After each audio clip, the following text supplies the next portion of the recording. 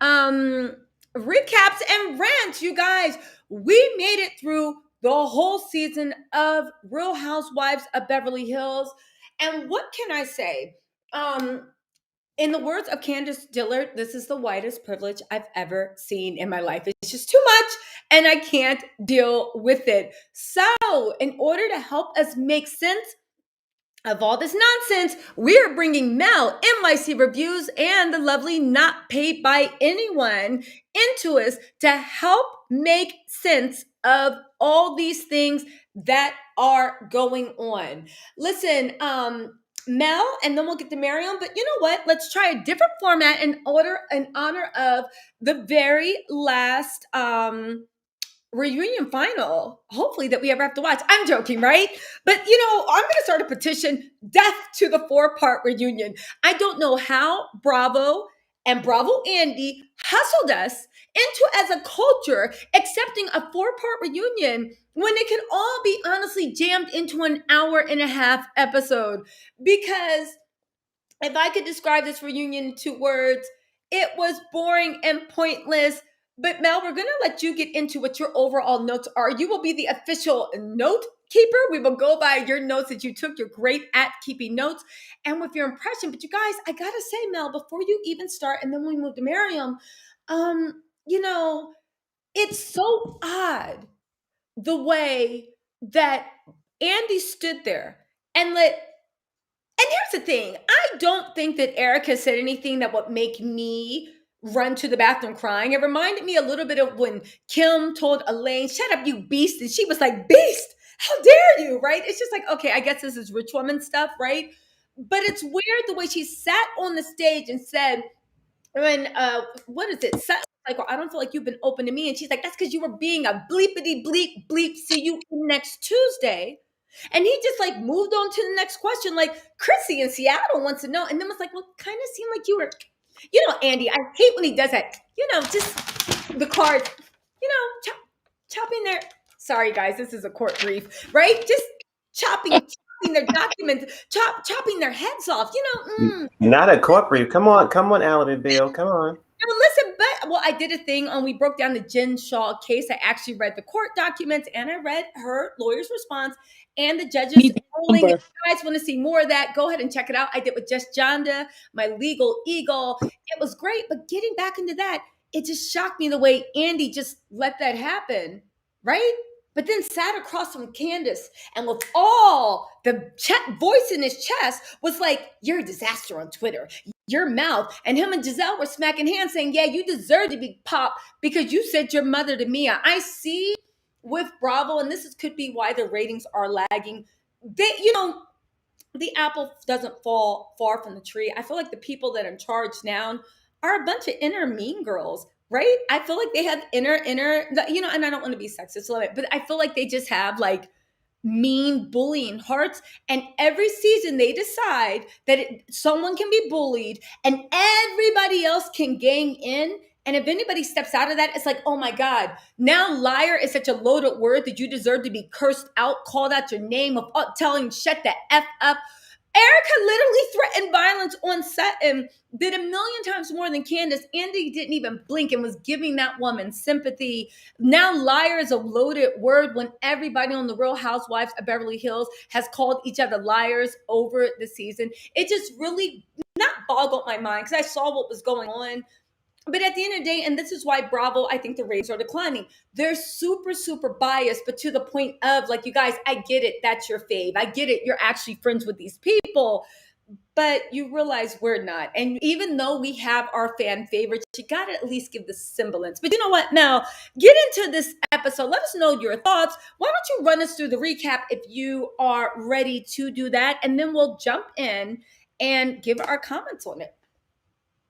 All righty. Well, yeah, I did take a little bit of notes here. Come through notes.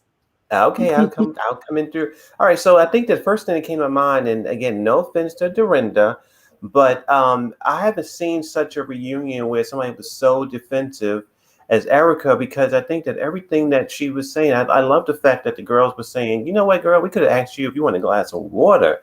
And you'd be like, I'm not a liar, all this kind of stuff. It's just like she was so defensive for every single thing. So I remember Dorinda when she was going through her things. Again, Dorinda's not in the same ballpark as her, but Dorinda annoyed me too when she was defensive about everything. So that was very, I don't know, I just had a flashback of that sort of defensiveness with Dorinda. I'm sorry. Yes, that was sort of one of my questions. And Dorit saying to Erika that Erika was going down the lane of the girls saying, well, you hurt my feelings, you hurt my feelings. And Dorit said, well, Son is not your friend. That she said it in a very passive way. And I was thinking, if I was Son, I wouldn't be sitting there letting Dorit, sort of talk about me while I'm sitting right there. So that was a little annoying. Then they sort of brushed over. They didn't use Bethany's name, but they said, well, Kyle and Andy and Kyle sort of agreed that they heard about that that Tom has some issues, and they didn't use Bethany in name. And he also asked her, well, the question from the audience is how you paying, the current bills. And she said, well, you just mentioned that I'm being paid from the show. And I thought, well, Erika, you're trying to use Andy as your alibi because, a lot of people are saying on the street that you have many benefactors, you have different people. So she's using Andy's, moment to actually protect her in a way. Then they came to a point where they talked about the scene where she was melting, where she was crying and her eyes were sort of turning into mascara gate. And she said, well, listen, I wear waterproof mascara all the time because I have allergies. She didn't answer the question why she wasn't wearing it that day. I don't recall answering that question. For me, it makes sense that if you're severely allergic to many forms of mascara, again, I'm not a woman, and maybe Tisa, because she does her makeup a mess, she can go into detail in a minute. I don't understand if you're definitely allergic to a certain type of things in your eyes, why you would wear something that would make you allergic. So that was confusing to me. Listen, let me just interject. Mhm. Erika had on goddamn 275 set of upper lash falsies. If you can sit through and get that lash glue on individual false lashes, the mink lashes that you get from the lash salon, all my ladies know what I'm talking about.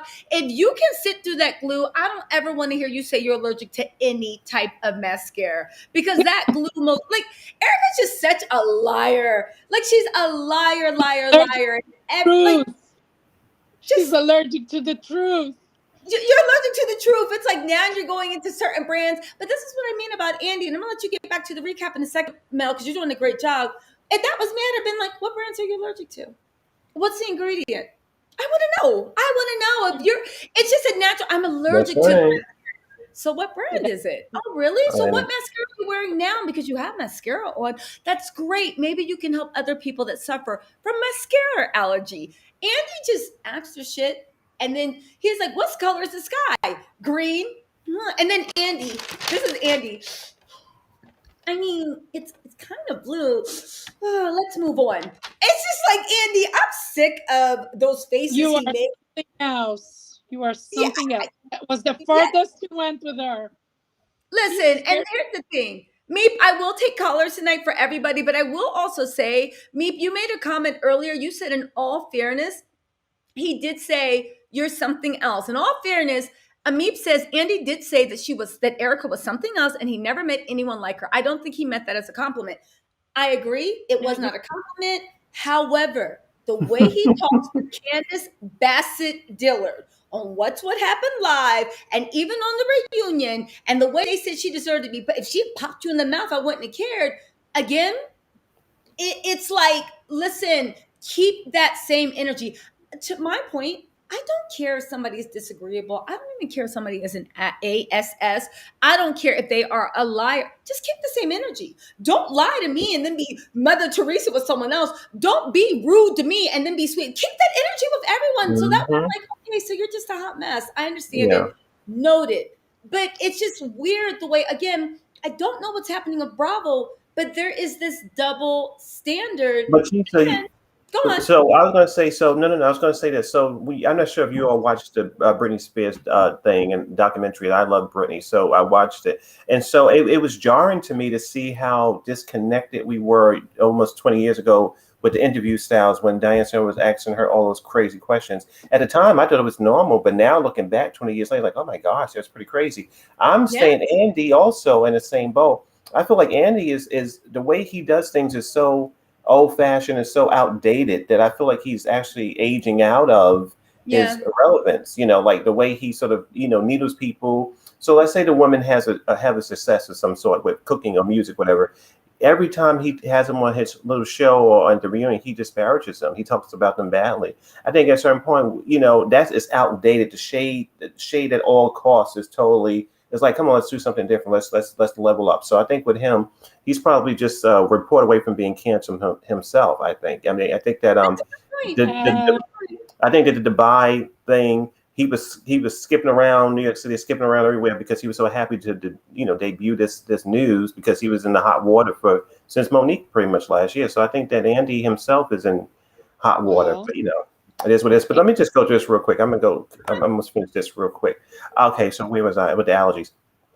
Okay, well then he asked her, well, since she revealed, he calls me 5 times a day. He called me 5 times today at the reunion.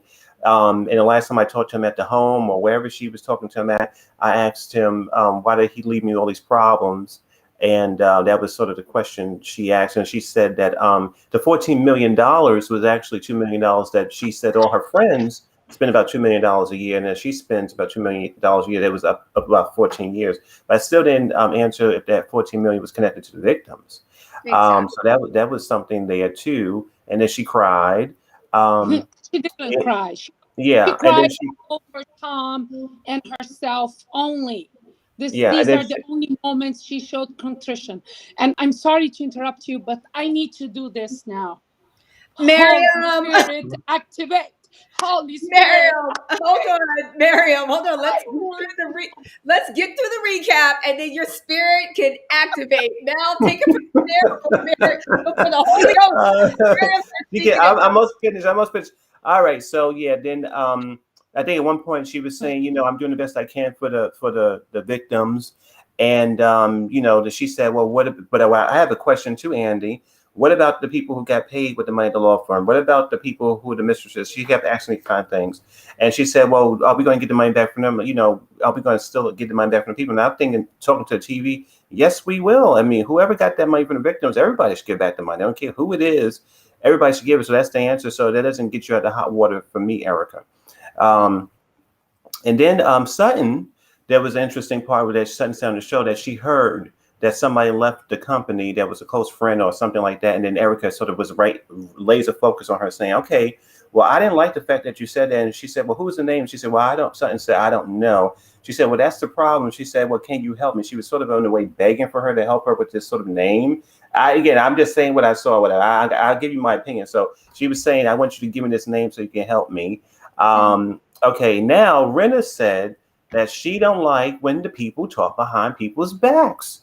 And then they had a montage of all this stuff. Now, the thing they didn't show, and you and Miss Miriam and you both noticed. So the one thing that didn't show was, didn't she call Garcelle a bitch behind her back? And so that was that. She didn't say it to her face. So it was so funny that she wanted people to be accountable at these scenes, which was BS.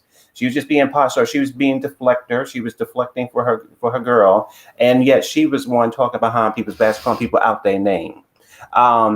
Garcelle, I liked this episode. Garcelle was like, listen, girl, you didn't really apologize to Sutton about the things that you were saying. And she was, I like the fact that Garcelle also said that she wished she would have said to Erika enough.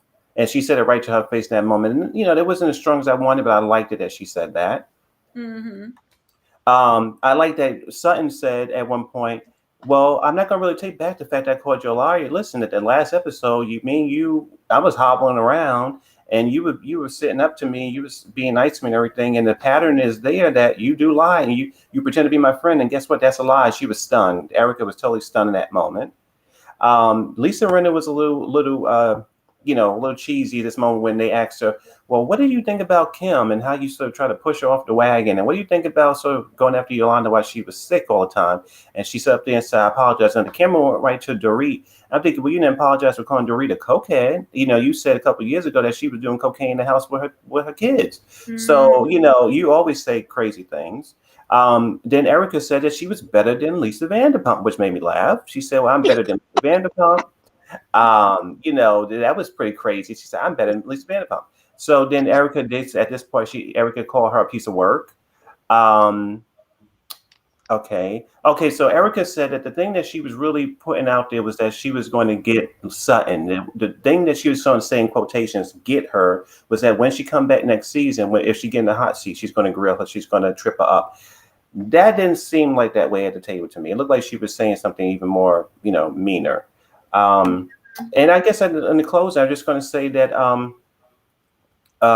Kathy had a note, and the note that she had there was for Garcelle. The fact that she had some kind of COVID complications, that was the reason why she couldn't come to Garcelle's Haitian dinner, and she wanted to get that cleared up. So those are some of the things that I noticed in the episode. But we can get into a lot of this stuff. But that's some of the things I was going to say. Just to talk about the last thing, and then we'll move into you, Miriam. I know you got a lot to say, but I still found that note so disrespectful, because the question wasn't whether you were indisposed or not. I understand sometimes life happens, maybe mentally, maybe physically, maybe whatever. You just weren't up to it. I'm the queen of flaking out at the last minute if something's going on, right? My issue was, if you knew you were sick, why did Kyle have to walk in and say, guess what? Kathy's not coming. Kathy is the queen of etiquette. Kathy used to run hospitality. Kathy is of this world. It's her business. You know for a fact, and this isn't just a dinner with friends. This is something that's on camera. It is a work event, and it's someone sharing their culture. And the fact that your sister walks in and then says, "Oh, she's not coming." That's right. You can send a text, email, whatever. That's Kyle in a nutshell. I mean, she don't miss a trick in the book. Every time she can sit there and be an angel, and basically, it's up. That's dirty. And last thing before Mary goes in, you made a point about Erika saying to Sutton, "Well, help me, help what I said." Blah blah blah blah blah. Let me tell you something. Erika thinks she's 2-bit slick. She was demanding Sutton tell her the name, and that's why Sutton knows that game. Sutton was like, "I don't know." "Oh yeah, I'll try to help you, girl." Because had Erika had the name of the partner that left the law firm that told them that something funny was going on, she could sue the partner for damages and for violating the NDA agreement that every partner in a law firm acts. Erika thinks that everybody is so stupid, but her machinations and the way she moves is so obvious. She wasn't joking when she said Tom taught her about the law. She knows what she's doing. She knows how she's avoiding liability. We can laugh at her many changing stories, but she's doing it on purpose so she avoids liability.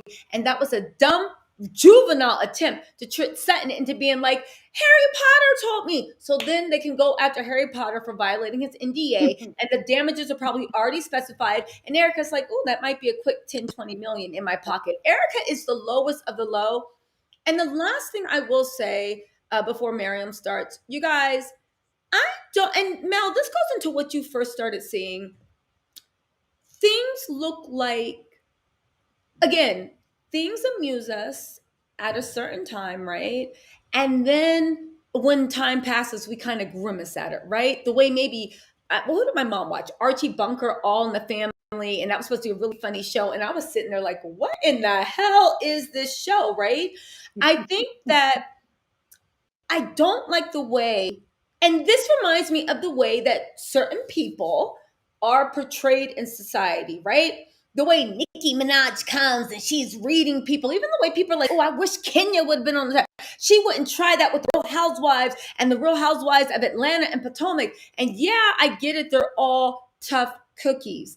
But the fact that the Real Housewives of Beverly Hills are allowed to sit in their womanhood and sit in their fragility, and it is respected to the point of Garcelle is a bully because she said, how am I a bully, right? And because she cut Dorinda off a few times. The way that certain franchises are allowed to sit in their womanhood and their fragility, and Andy almost like, protects them like they're baby chickens, where other ones are like, you're a disaster, you're this, you're that. And you got Nicki Minaj coming on, and no shade to Nicki Minaj, but she came on to read, to tell, oh, what about this? What about that? And they're supposed to take it because we can do it. It does remind me of conversations centering around different ethnicities that are swirling, and that it's a changing it's a changing field, like you said. It really annoyed me because I was like, you treat them like they're baby chickens and they're comfortable to sit in their fragility, to sit in their womanhood. But Garcelle does, and on that same stage, Garcelle is not extended that same privilege. She breaks down crying. Everybody's just like, yeah, but you do cut me off. Do you see what I'm saying? It's just, and yeah, and we'll get into Crystal. Crystal was absolutely useless to me. I don't know how she got a second season. She just literally just sat there, said a little thing, and then immediately backed off. Like, Crystal, why is you here? To quote the great Jocelyn Hernandez. But go on, Miriam, go off. Let's see Miriam's take, and then we're going to go through. I took a few notes, and we'll get into the notes. Go on, Miriam. Let's do a warm up again. I was all the time, Holy Spirit, activate. Don't let me break my TV. I was so mad because what I thought was going to happen happened. He over promised and again under delivered. This reunion was basically a platform for Erika to be a bully on all of them. And all the girls except Garcelle and Sutton were like staying silent, not saying a word. And just to mention, she mentioned Potomac and Atlanta first. She goes like, oh, if that was Potomac or Atlanta, nothing would have happened. No, honey. In Potomac, Monique, she was ostracized. And it pushed her not to go second season. In Atlanta, they made Portia a friend of when they showed violent behavior, although not all the time, because they didn't keep the same energy at all times. That I've been saying this all along. Keep the same energy. Keep the same rules. Human resources and Bravo needs to get their shit together. What applies in one franchise to one person applies to all. So that people like Erika, like Frederica, like she gets to shut the hell up. I cannot believe for the life of me that she wouldn't apologize for threatening for threatening Sutton again. And then everybody was like, oh, liar is a big word. Are you kidding me? Liar is bigger than see you next Tuesday? Exactly. Where? Like, and for Dorothy, Hunky Dory, for her to say like, oh, liar is a strong word. And then Crystal to co-sign the same thing. To be honest with you, I always said I liked Crystal, moments of Crystal, not all the time, because she lost me today. She lost me. It's like irreparable. Period. End of story. Because anything that she would say now, or any friendship that she's seeking with Sutton, for me, it's just like gaslighting. This reunion, this part 4 was gaslighting for real. For Lisa to pretend that she feels bad after she did the damage. The damage is done. She already said Munchausen against Yolanda. She said that Kim is close to death when she went after the other girl. Like, it's like, I just don't know. Like Andy, again, he under-delivered, but he showed glimpses of, truths. When he told her, you are something else, he didn't mean as a compliment, but that was the farthest that he could do, because he's also scared of Erika. God knows, maybe he's thinking, oh, is she gonna sue the network? Is she gonna sue me? They're all scared of Erika, all of them. And for them to say like, we are all supporting you, and then Kyle, that big piece of nonsense. Wait, hold on. Before you get into Kyle, we want to thank XOXO Sylvia for the super chat. Thank you, Mama. Go on. Let's get into Kyle. You're about to go. For her to say that, to throw Sutton under the bus again, saying that she's the one that organized. She's the one that had legal issues. No, honey, you all had, because what Sutton did, you all did. She asked a friend lawyer. She didn't pay a bill to ask a lawyer, just like you asked Faye Resnick's husband, who's a lawyer. Just like Crystal asked her lawyers for everything, she asked them for everything. She also consulted with them. So for me, like all these women, shame on you. From diamonds to garbage, they are all garbage. Period. End of story. I cannot do this anymore. For me, I watched this season because I was hoping that some justice would have been done for the victims. And none of that happened. She only showed contrition and emotion and tears, even crocodile tears, when she was talking about herself and about Tom. So where is the anger towards Tom? Still non-existent. Still non-existent. And all of them co-signed for Andy to go on a round of promoting tonight's part, saying, oh, she's gonna mention it all, quoting who, taking a quote from Bethany, who is feuding with her right now, because they're all pissed that Erika told on them, Bethany told on them that you guys know when I tell you something and I said the source is Dennis, you need to listen. So they all pretended that they heard rumors. What rumors? I thought that Bethany was your bestie, Kyle, but now for you tonight on the reunion to say that Lisa Rinna is a good friend. I want to know what Kim, your sister, has to say about that. And one more thing, just when she said about when Erika pretended to want justice for the victims, she was very calculated. What she said verbatim was, the legitimate claims need to be to have justice done for the legitimate claims. So she's already implying that there are some claims that are not legit. Legit or not, they did not get the money. The money you spent. You left your ill old husband because the money ran out. And she told on herself when she had a credit card being rejected on when she was in New York. And one more thing, why didn't he press her about, like, you never used an ATM card before becoming rich? You were not born into this. If she was born into fabulosity, then I understand. She I never don't. held I card. know plenty of people, but that's the thing, Miriam. I know plenty of people who are rich. Everybody has a damn debit card because you need cash. Nobody carries wads of cash on them. And Erika used to work for a bank. So, and Andy knows this, right? They all do background checks. So yeah, Andy. And she said she worked in a bank. She said she worked in a strip club. Like, come on, like she needed a debit card. She needed, or those cash advance debit card.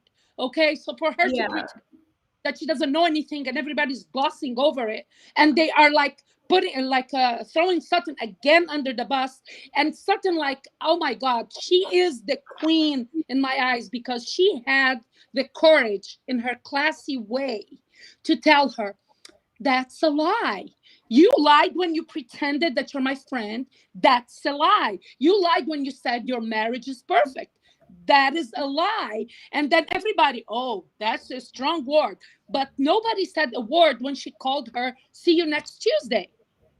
I'm Several like, times. Yeah. listen, I don't believe that I didn't break my TV. I was beside myself. So listen, And a lot of strong feelings. Mel came out the gate. You know, Miriam came with some fire. Mel came with fire. Let me just get into my things. Again, I find it odd that everybody is saying, oh, but he said you're something else. Erika is a 50-year-old woman of sound mind and body. She's a sturdy woman, right? And she is 50 years old. She might even be 51 or 52. I say this to say he had no problem ripping apart Candace and gleefully telling her she's a mess, you're a disaster, why are you doing this, blah, blah, blah, blah. He still feels comfortable in Erika resting in her fragility because a 50-year-old woman who used to be a stripper. No shade to being a stripper, but I'm saying you've seen life. Life has toughened you up. I'm not saying she wasn't affected by it, but you were obviously strong enough to hustle your way out of a strip club. You're a waitress. You know how to work with rougher people. You worked at a bank. You've had life experience. You're 50 years old, and you were a powerful man's wife, and you whatever. And for whatever reason, Andy thought that she deserved more coddling and more grace than, how old is Candace? 32-year-old Candace Dillard Bessette, who has really lived the life that Erika is pretending like she lived. You know what I'm saying? It's like Candace did grow up sheltered. Candace did grow up with a silver spoon in her mouth. Candace maybe is a little bit disconnected. I'm not saying she is, but Candace could make the argument. I would understand. Privileged. She knows she's privileged, but even Candace is like, I know how to use an ATM card. Like, I'm American. Like, I'm American. I carry an ATM instead of wads of money in my And she side. cried over the money that she invested in the video because it's her money. No, listen, I'm not saying that Candace is out of touch, but had she made that argument, it would have been a little bit more believable than a 50-year-old. But I think to myself, Erika's 50, has lived life, was a single mother who had to dance and blah, blah, blah, blah, blah. And to Andy, she is more delicate and more feminine and deserves more grace than 32-year-old Candace. Deserves an hour of gaslighting. Yes. Because that's what he gave her. Yes, and I've seen it in all of the episodes, even the way they let Nicki Minaj come out for Real Housewives of Potomac. And yeah, good, I understand there's a ratings boost, but the way Nicki's like, yeah, I tore into them. I was harsh. I was this. Why? Because you think that certain franchises can handle the harshness. It's almost when I was reading All Diamonds Are Rosé. You guys, I'm doing a book club on it. We're actually getting into the chapters and dissecting them. So I'm doing a book club on it. Join me. I already did one with Layla Lynn. It was really good. And I'm going to do more this week. Just look for the notifications, but go watch the first one. And it's literally the way with Andy, I'm like, do you even have any friends that are a different race than you? Because the way he said, I first thought Kenya was the victim, but then the ladies of Atlanta explained to me that in the Black community, when somebody stands up, that means blah, blah, blah, blah, blah. And I was reading Carlos King's quotes, and I was like, that's not what they said at all. They said that day with Portia, they could tell her energy was off, and they could tell she wasn't in the mood for anything. And there was just something weird floating off her because she was going through the divorce. She wasn't in a good headspace. She was just like buzzing weird energy. And Carlos King said, when he saw Portia get up, he was already jumping up from his seat trying to run on stage because he knew something was horribly wrong and he knew Portia was going to do something. Andy took that to say, yes, my Black friends in Atlanta educated me that when Black people stand up, that means, and it's almost like, first of all, that's not what they said, but that's what you got out of it. And second of all, because 6 people, the coworkers, educated you on the way an entire group of people, we are not a monolith, an entire group of people behave, you now applied it to everybody that is of melanated complexion. Aggression. Imagine if I say, oh, it's cool. Miriam told me how Lebanese do. And I go over to Lebanon being like, no, my Lebanese friend, Miriam told me that Lebanese do A, B, and C. They'd be like, okay, that's great that you have a Lebanese friend, but Miriam doesn't speak for every Lebanese person. She speaks for herself. But it's just ridiculous the way his mind works, the way he views those things. And because the ladies of Atlanta told him, read him, that's what you do. You somehow, to me, when I was looking at it, and I hate to take it so deep, but when I was looking at it, it reminded me of up to a certain point where medical textbooks actually said that people of darker skin could take more pain than than people of paler skin, just based on the fact of nothing. Because it literally is thoughts that are deeply rooted in colonialism, and call it what you want, and it now transferred and everybody acts like it's a fact. And you maybe when it comes to those medical books, the one thing they didn't say is as a person of color, especially when you're Black, you are taught that you have to be tough and you can't show pain. So even though you're at the doctor and it hurts, they just stay quiet because that's what they've been taught to do. It hurts just as much. But when you are of a lighter complexion, you can rest in your fragility. You can be like, oh my God, this hurts so much.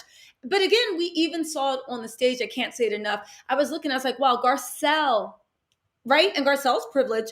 Garcelle's beautiful. She was married to a very rich, powerful agent for a while. She got a nice little coin on her divorce, and she is a working actress. She's been on our TV screens as long as I can remember. So it's kind of like even Garcelle wasn't extended the same grace. And I got to go back to what you and Mel were saying, Miriam. I feel like one of the reasons the ratings are dropping is because it's turning into a social dinosaur. The fact that they fired everybody on Real Housewives of New York, except for Ramona Singer and Sonia Morgan. Sonia Morgan is a hot mess, but in the way that we don't find interested anymore. But Sonia's bearable. Ramona Singer is a dinosaur. Her elitism, her classism, her disregard. Her racist. It's racist. But listen, even if you don't want to combine it through the lens of racism, her elitism, her this, her that, the way she literally pottied in a corner of a bathroom that's shared. Can you imagine a Black woman doing that? Yeah, and listen, and left it. And when someone came and showed her, she was like, oh, whatever, let the maids clean it up. You literally thought that your was enough, that it's somebody's job to clean up after you like you're a dog. What is lower than leaving your own fecal matter on a floor for another human being to clear up? The fact that you felt no shame even walking by that door and act like Sonia was bothered. And these are the people you choose to keep with the Real Housewives of New York because you think it's zany, it's kooky. People like seeing this type of privilege on a grotesque, more like grotesque, moronic. It's a carnival of horrors. And then they wonder why nobody tuned into Real Housewives of New York. So I'm done with that, but let's get into this, right? You know, Ramona, she is so full of ish that literally she can't hold it in anymore. This is why wherever she walks, you see ish behind her. I am like, it's what they did to Ebony, and what she was trying to say was so despicable. And for them not to give to make a reunion, I feel it was another yet like they wanted to say, oh, it was like because too time passed by. No, it was a way of not putting Ramona in an uncomfortable situation. Ramona is the one that sabotaged the reunion in New York. She was reports came out at first that she refuses to talk about race on the reunion, and this is how it started. Yes, Ebony filed the complaint. Yeah, but that's not the reason. The reason is that she refused, and they catered for that.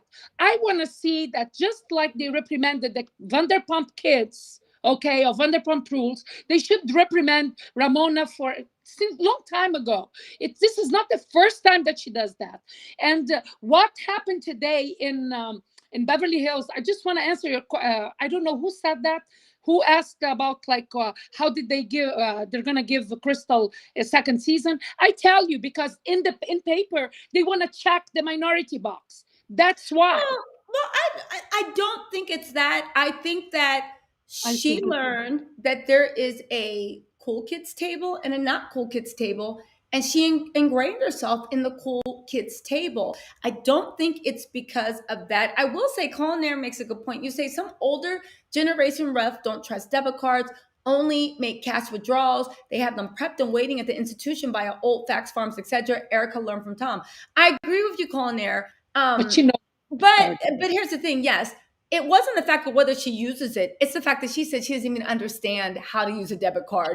Again, if you know how to insert your credit card into the pay thing, and what you know how to use a debit card, whether or not you actually do it, I agree with you. Now, listen, Just a few things that Erika let slip that I thought was particularly damning, that if I was Andy, I would have asked follow-up questions, right? Tom was disbarred by the state of California. Great. There was prior lawsuits that Erika was subpoenaed for, so you knew something was going on. She said that she just wondered. She just said, "Oh my God!" Like when I just it breaks my heart because I want to make sure that he's okay. So then it's like, okay, Erika, why can't you go see Tom?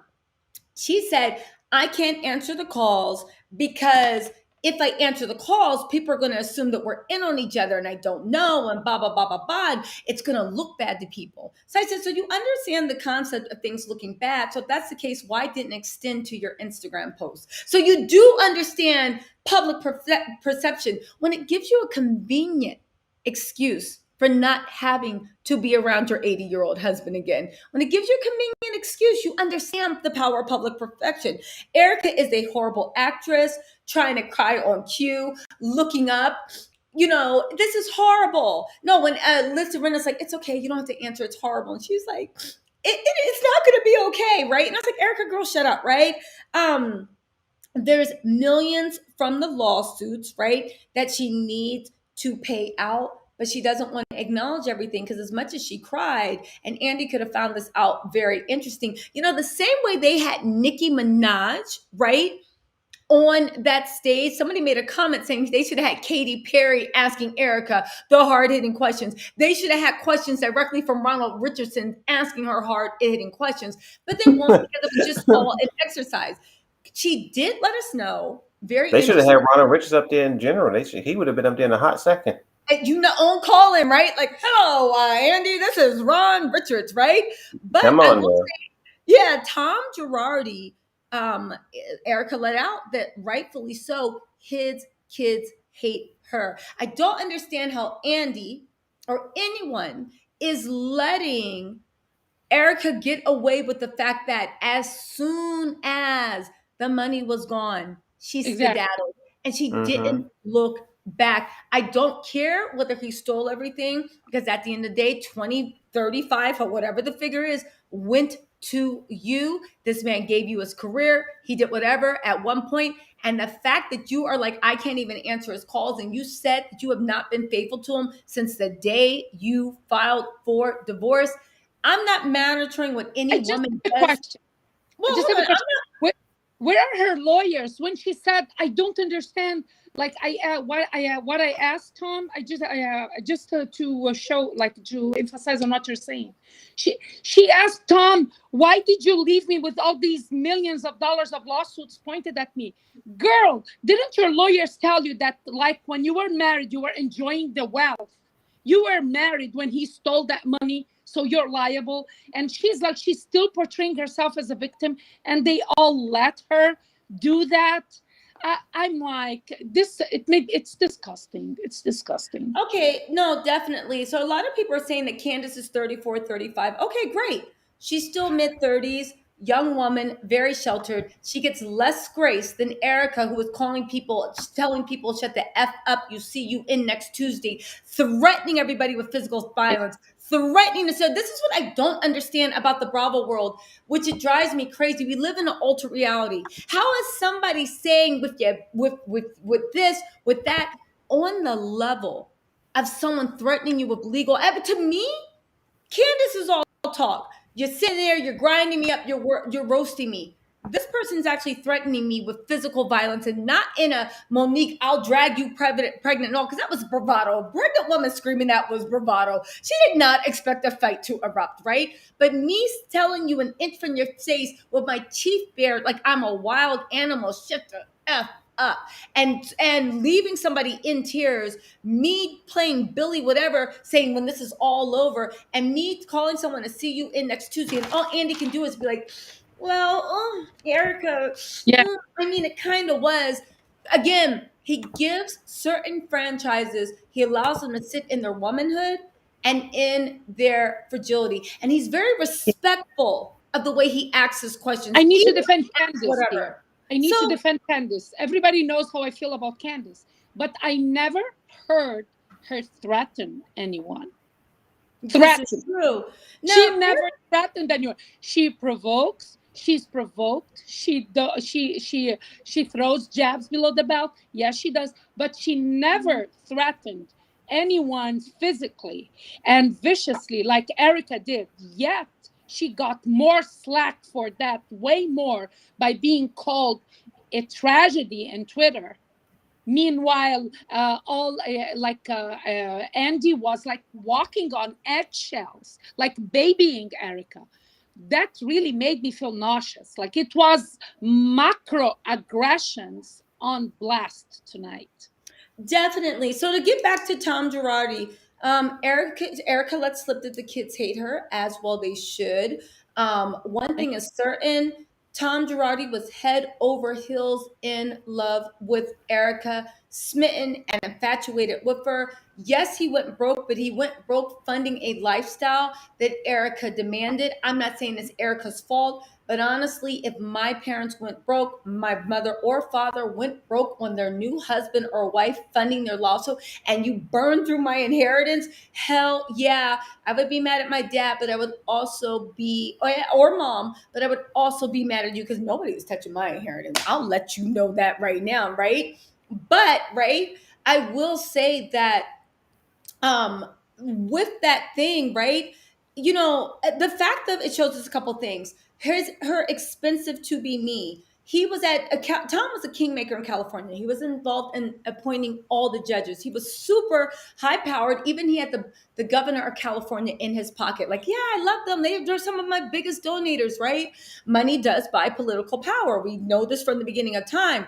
However, Tom played Erika's expensive to be me video at the National Judges Convention. I mean, the California Judges Convention and the bar, which is some of the most conservative people you can ever meet, because he was so proud of his hot, sexy video vixen girl. He loved Erika Jayne. He loved the image. He loved that she was the brightest show pony he's ever seen. Tom was also a high-powered lawyer when he met her at 60 years old, and there was no prenup. He was a high-powered lawyer in California. He knew the way that 50-50. He knew what he was signing away. And he was also leaving a contentious divorce with wife number 2 or 3 or whatever she was, right? I think it was wife number 2. So you even knew what was at stake, and you still signed with no prenup, right?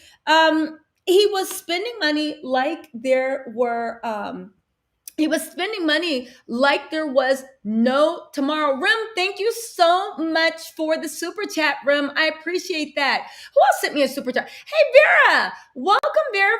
Vera Howard has been at Tattle Tells for the last 3 months.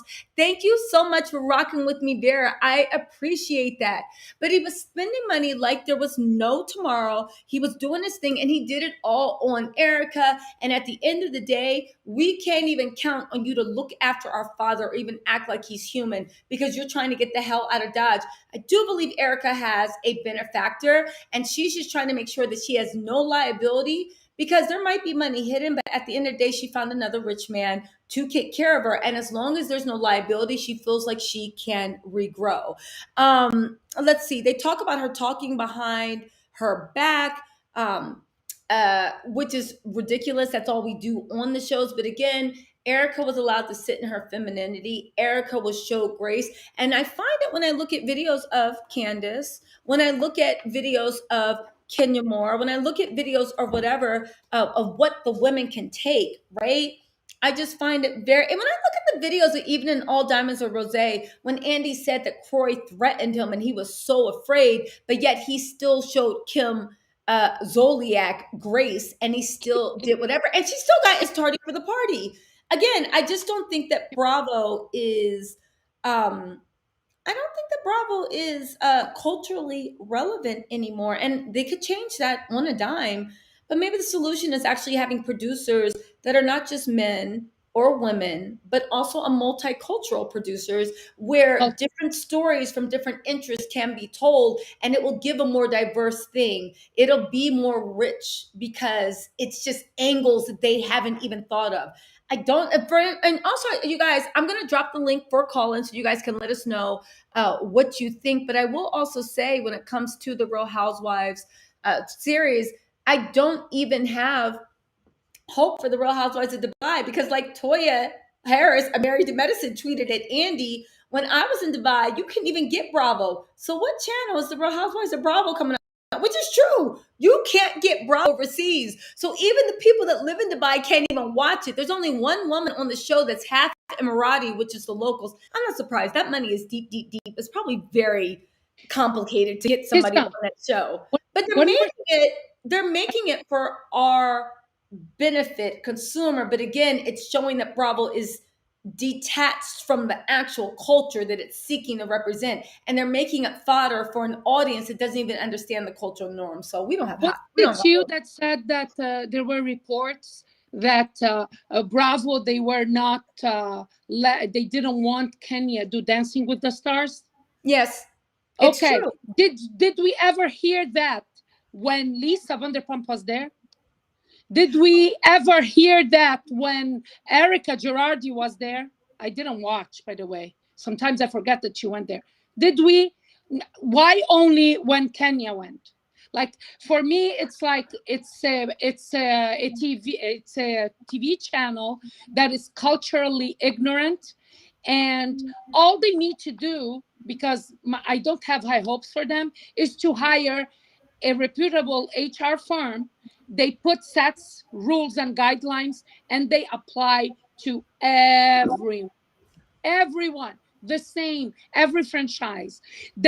He should not have let Erika say, but if this happened in Potomac or Atlanta, this wouldn't be a conversation. You woman, stop being precious. Like, really, you're being precious. She's being triggered by being called a liar. Meanwhile, she can threaten, she can But call she's people. not triggered. But this is what I mean about allowed to sit in her fragility.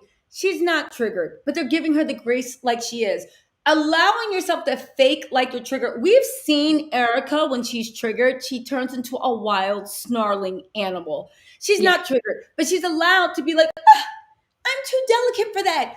Even as she's snarling at a table, she's allowed to be the delicate little rose that must be protected. Now, hold on. Let's bring Kai into this.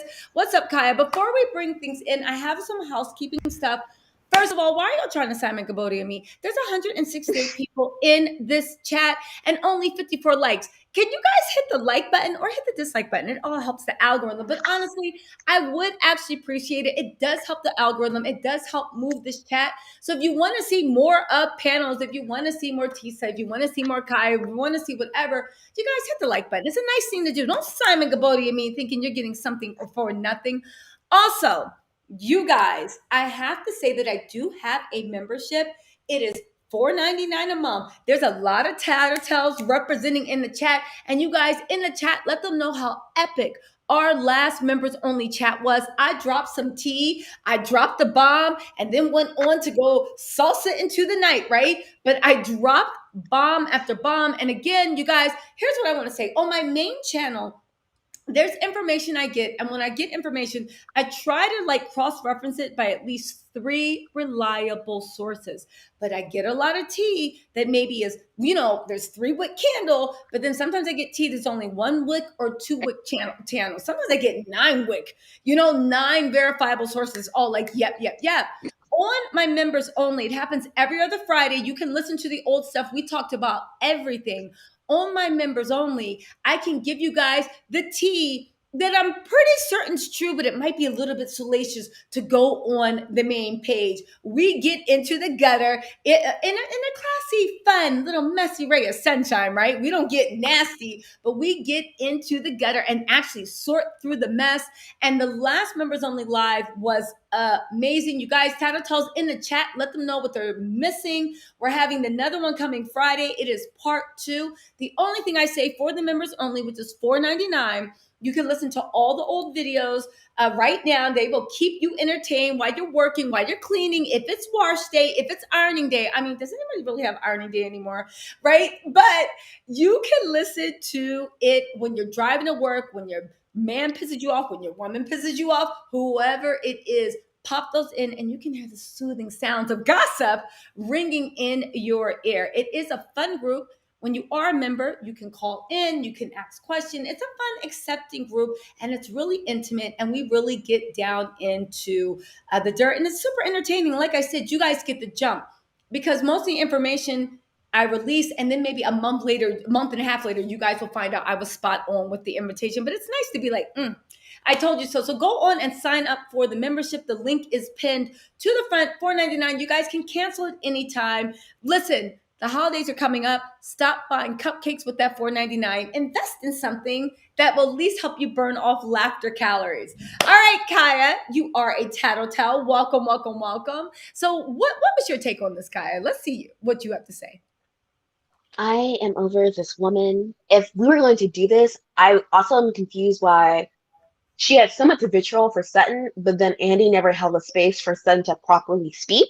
Sutton was just responding to what people were saying, but she really didn't get a chance to like us having clips of what she said and her like walking through like her thoughts and her opinions and all that kind of stuff. And then we could have come to like, Erika and her kind of going back and forth. But instead we get Erika, as I said to Kenny in the chat, looking lost and confused in the eyes, trying to find the next lie, and then people are just, continuously responding to her, but never like having an actual moment for someone to have like a firm question, and then for us to properly address it, other than Andy. And then even when Andy was trying to ask questions, he still was like kind of like trying to be soft about it, or he still allowed Erika to like overtalk him, and she's like, her body language spoke a lot of just like, you guys can just shut up and just listen to me. How she was like always reaching, trying to touch people to like hold them in place.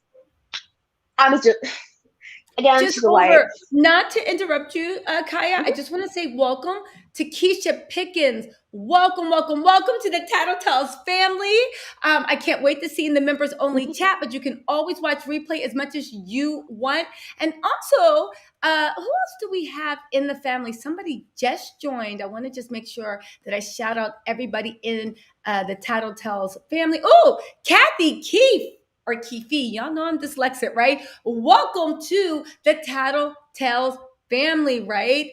Welcome, welcome, welcome. Go on and look at those old ones. The only thing is, whatever stays in the Tattle Tells family, whatever happens, stay. Don't forget. So, Kaya, back to you and your justified outrage over the privilege. I guess it's a privilege these days to be able to sit in your femininity. I really honestly do. And I know I keep talking about it because I can't get it, but I've read, in college and grad school, you meet a million think pieces about why some people are allowed to rest in their femininity and other people aren't. But to actually see it play out on national TV so glaringly, I'm like, damn, it's a cold world. You better bundle up. But what did you think about that, right? Because it's just like we've seen her, for lack of a better word, like be very much so like combat, words that we don't like towards other women, but like she is doing that, being the bully, being aggressive, being combative with people when people are actually trying to have a conversation, but then she comes here and acts like no one tried to have a conversation with her. People and normal friendships do talk to one another about a situation happening and trying to figure out how to bring it to a person. That is normal. Let's not act all confused. Like, Erika, you have not been doing this the entire time you've been on the show. And again, it's like Bravo has created a space where white women, light-skinned women, and like biracial, racially ambiguous women have been able to like have the craziest things happen, and then just kind of just like fall back and like act like. I don't think. I see what you're saying, and I know that like there is a conversation with colorism, but I think, and this is the thing with that situation that is so. We're gonna speak in code because whatever, but I do think that when it comes to that situation, people might feel about people that are lighter complexion or racially ambiguous that maybe if it's between Candace or Giselle will get privilege and Candace won't. Fine, but that's an internal thing. I think between Giselle and Erika Jayne, Giselle will be treated like Candace. If Garcelle looked like Giselle, I think the ladies would still treat her the exact same way. I do. Well, my main example is more so of the Ashley, who is racially ambiguous, biracial, and married to the white man. Who is? Ashley. Yeah, Ashley's a different thing because Ashley delights in her privilege. But and Ashley knows how to change the game, play the game. But I do think that if it's between Erika Jayne and Kyle, and it was Ashley sitting on that stage, she would get the same treatment. I do. We can agree on that. But it's just crazy how it's like we've watched this woman, people call her inherently cold. She, talks real smart, real fast. And now all of a sudden she can play like this ditzy wife who just like truly didn't know anything going wrong. I'm like, well, you told us that you worked in a law firm for 10 years. You told us that like you were by his side at every charity doing X, Y, and Z, the treasurer, secretary, whatever, work in the office. And also, like, I want to give a shout out to a proper person like Dana Wilkie, which is what I said in the chat. She like, was an ex Real Housewives of Beverly Hills person, and she like does her own research. And she has a pretty good channel. Yeah, and I she's love like, her. there's documentation that proves that Erika was like a financial director for a lending firm that Jordan had, working with the son-in-law, the daughter's wife. I'm sorry, the daughter's husband. Yes. So like, how are you not in the aisle? Well, Kaya, also to your point, and somebody in the chat said that rich people don't carry around debit cards, they carry around credit cards. Okay, fine. But don't y'all have a cash limit on your credit cards? I do.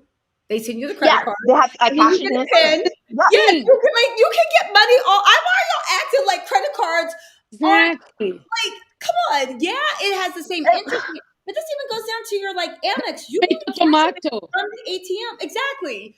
So, tomato. But the bigger question is, the whole point is that like then that means that your company never had a bank account, which then leads to a bigger question of how are you having a company with no business account. Good point. Good point. So it's just, again, every time she speaks, I know she's trying to like make her case.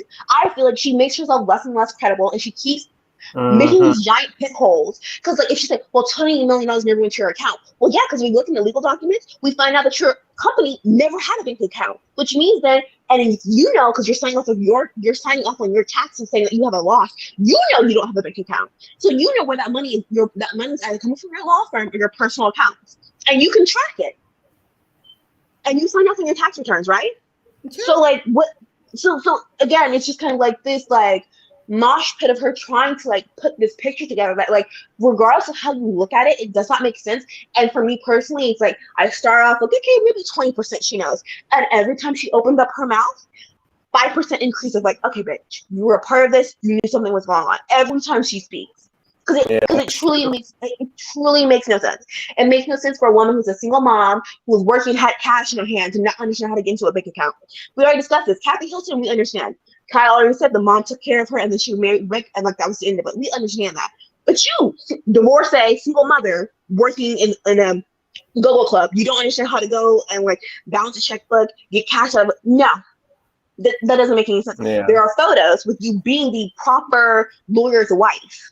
And so it does look confusing how you were the proper lawyer's wife, and then later on in your years, as you got older, all of a sudden your husband was willing to push you into being this like sex pot entertainer that he's just pouring money into, which we already discussed might have been technically a cover for something else. Because that even, now that I think about that even feels weird about how she was the young wife and she acted accordingly, being there with all the judges and the federal people and being in the office, being the financial director and all that kind of stuff.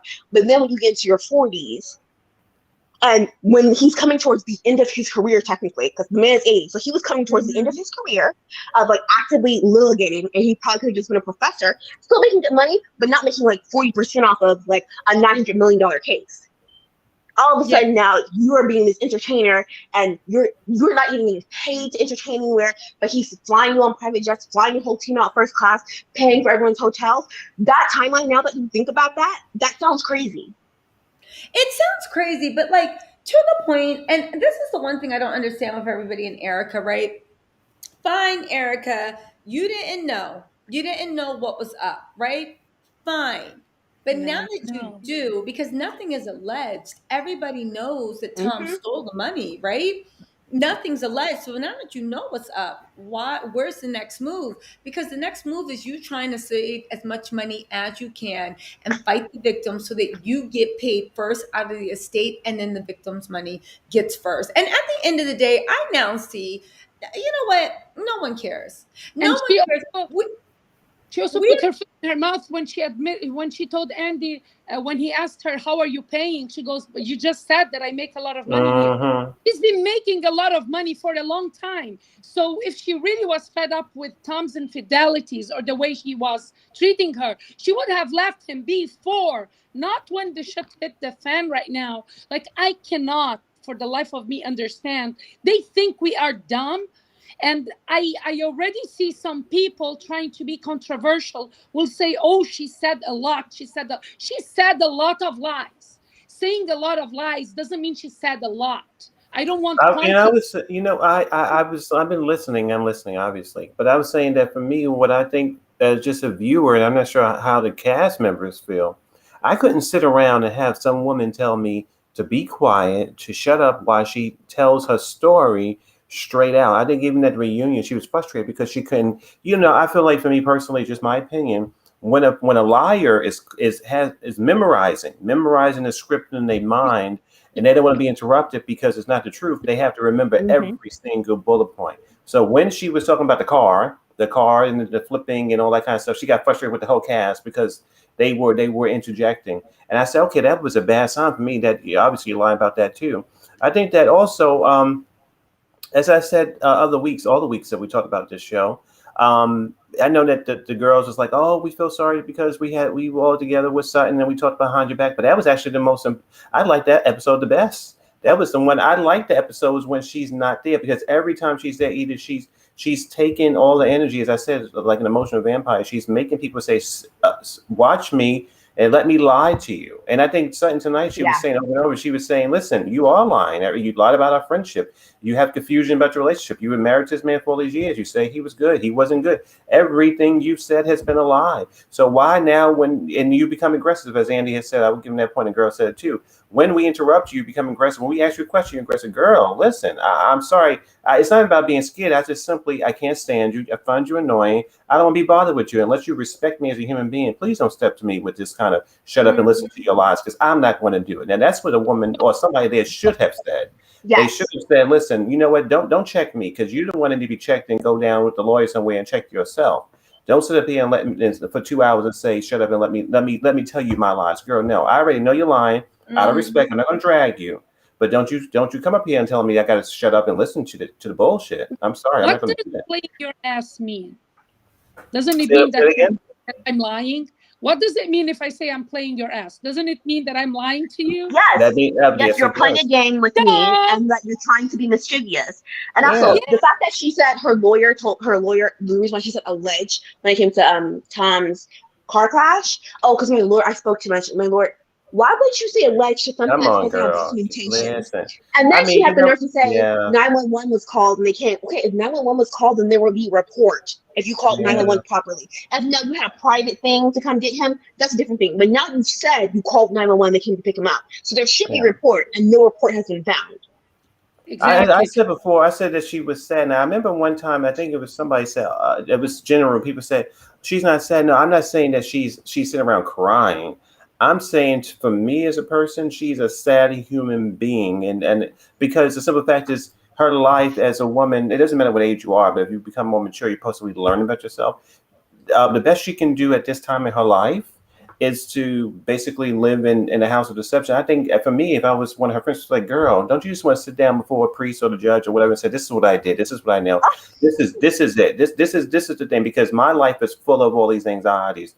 And I just have to be this way. I don't see as a viewer, really, and I'll say it now, I don't see as a viewer if I can even engage with the show next year, because if it's going to be her holding center court, forcing them, and producers forcing them to sit there and be quiet for the most part, listening to this woman snap at them or lie to them. I can't watch that. I don't like that kind of people in my own life. I wouldn't watch it on television. So it becomes boring. She's a very boring character. She's been boring for years, and I think that's why I've been listening. I've been listening to all the commentary that you have said, because besides what I said at the beginning of the episode, just sort of the bullet points.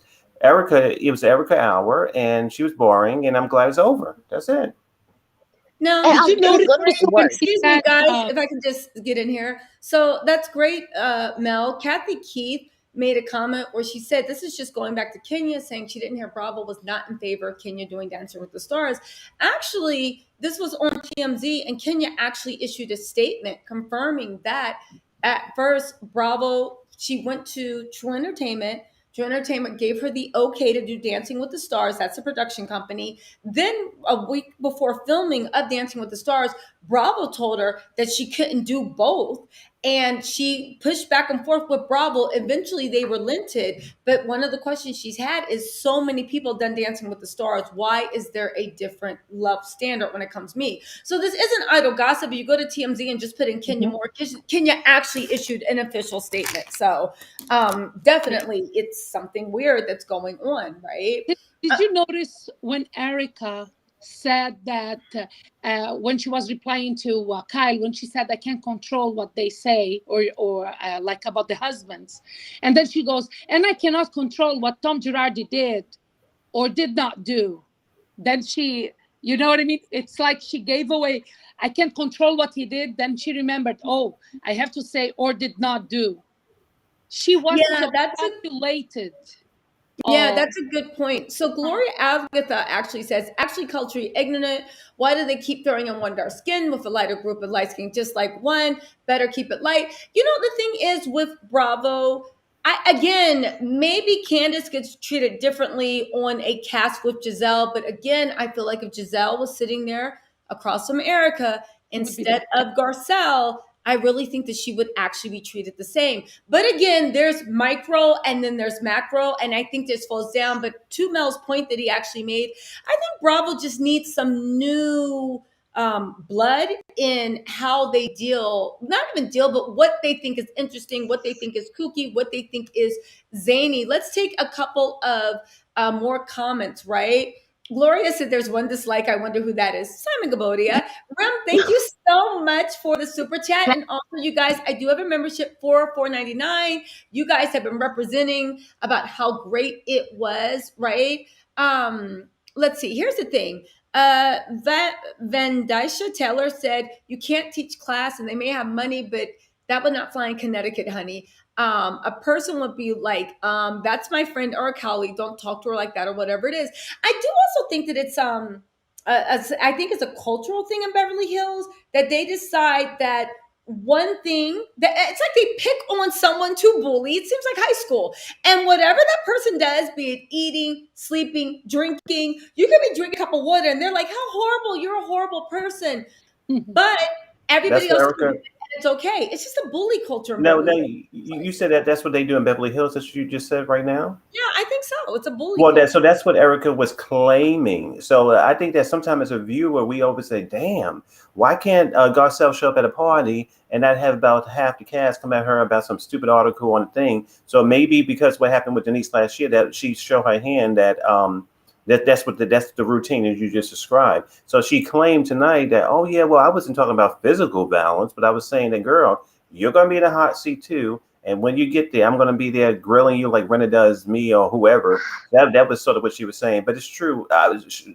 Despite Erika, that is the part I don't like, because it happens on all the franchises that whenever somebody's it's a view, but like what the person already answered the question. Like Denise Richards is the prime example. She answered the question, but they kept going every single time, and it was like, damn, So yeah, I think it's a bully and a jealousy thing, because Denise Richards was making the most money and really didn't have to she didn't really have to put the work in to start making that money.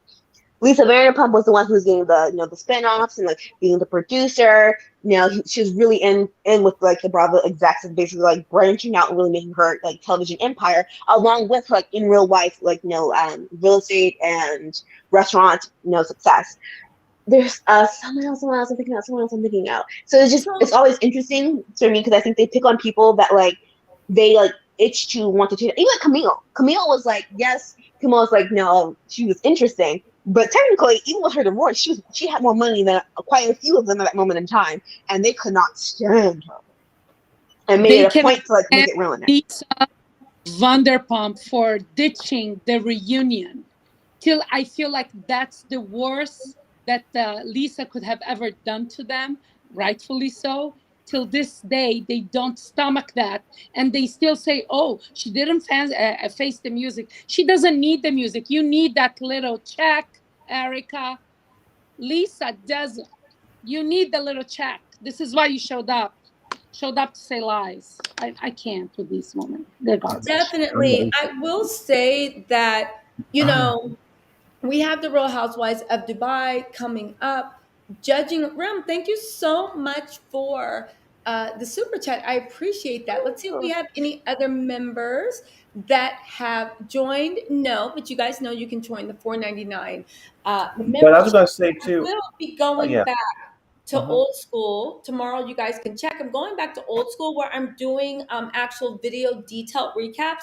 So check out my recap tomorrow of the Real Housewives of Beverly Hills. If you guys want a more detailed scene, I'll probably be up tonight. I'm gonna go scene by scene by scene because a lot of you guys have inboxing me saying that you want the detailed reviews that I We used to like that. do. Mhm. Yeah, so they'll be premiering. It'll be really, really good. I will say that um with all this, do you guys think that the Real Housewives of Dubai is going to actually be something that you're interested in watching in the way that it's not even on the TV in the society it's supposed to represent? There's only one woman that's half Emirati. Everybody else is expats. Now, to a certain point, Dubai is a city of expats, right? But they should have more than it's like. I mean, I don't know. I I don't know. can This Well, speak I to would that. say this. When I first heard it, I was because of the couple of comments. Me and you talk often, and I remember one of the conversations we had before I even knew about Dubai Housewives. We were talking about the world, and I'm interested to hear your take. If it pops up, because I know that you I get to call you Carmen San Diego. You always travel around the world, international Miss Tisa. So I'll be very curious to see your take on Dubai. I But mean, it's going to Yeah. be salacious. It's going to be. See, Dubai is a very, for anybody who's been there, you guys know this. It's a very conservative culture, but it's the most liberal place in the Middle East, but it's still very, very Uh, conservative. I it's looked at, not the most liberal place. Lebanon is more liberal, although like there are pockets. Dubai, it's for their benefit. Bravo not to be broadcasted there, or else the show won't fly. Even being an expat place where people go there and they can be free within the confinement of walls, not in public. Mm-hmm. So I'm curious just to see the wealth because we are. I don't agree with that. We know plenty of people, expats that live in Dubai. I Yes, was there they for, don't well, publicly. every They year for a couple of months. You guys, when you're dealing with the expat, granted, you can't be all over Dubai, but when you're expat, there's a Dubai Nobu, there's a sexy yeah, fish. but There's it's all these pocket. things for filming where people aren't in garb and the expats are free to do what they I want. get it. But this is what I meant. It's they cannot like let's say do a run on the street, let's say like or do something in public. It's got to be in a place where What they do you mean? allow. No, I mean like they cannot like if it's in an establishment. Yes, they can, but still, can they wear let's say show cleavage in public? Yes, they can. Maybe if you No, were in in a like different part of not in Dubai, the yes, street. they Not in can. the Miriam. street. No, I'm telling you. I am telling you. I'm not in the streets. When I say in the streets, is where the Dubaians, the real ones, So live. They Jeremiah, cannot. true, They I cannot. agree.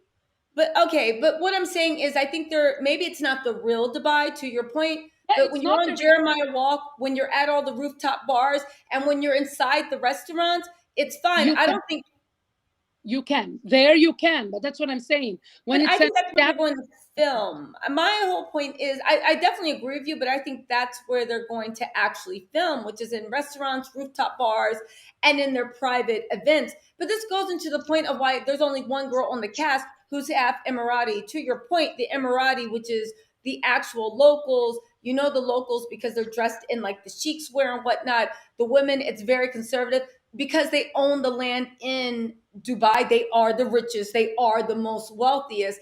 And those are the ones that, like, yeah, you're not going to get them on reality TV, but why would a billionaire's daughter want to be on reality TV? They do have Caroline Sainsbury. She's from the Ladies of London. She's a big deal in Dubai so as far as social influencer, but in the scene of expats, she's kind of like a big deal. We will see real money. That's what I'm interested. We'll see real money. That's what we're gonna see in Dubai, and it will make all the housewives here look poor, very poor. But I Even do have a question though. I find it interesting that that they're having a new city that's international, but they've added some color. But I do find it interesting that some of their more popular international franchises, which are not in full association with Bravo, but it's interesting that Bravo didn't do them, is Johannesburg and Durban. I find it interesting that there was missed opportunity for that, and that we hopped and jumped and skipped over to Dubai, where there is going to be a lot of controversies of policies there, how the camera and being able to shoot out in public, being in certain spaces, and that we are essentially just plopping someone from one show, which I loved Lily in London. That was a good show. I was very excited. I only had 2 seasons. Plopping someone from another franchise to Real Housewives, which is very established, when they've been very contentious about switching around housewives from different cities, and that's why Nene never went to Beverly Hills and all that kind of stuff. So I do find this effort interesting when there are other things that they already do or that are already happening that would have been fascinating. I would have loved to be able to have, which I guess this is me prioritizing my community. I would love to be able to watch some South African Black women who are wealthy and rich and speaking my language, going off on each other and trying to travel and stuff like that. Because their show's hilarious. They are hilarious. So that's my only feedback on Dubai.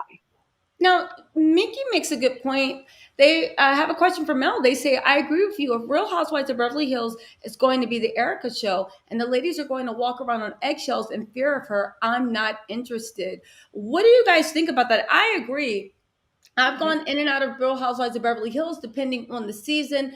This season brought me back in. But I have to agree with Mel. Watching somebody literally scared of Erika for whatever reason, at this point, they're just scared to be scared. You know, I mean, I don't know.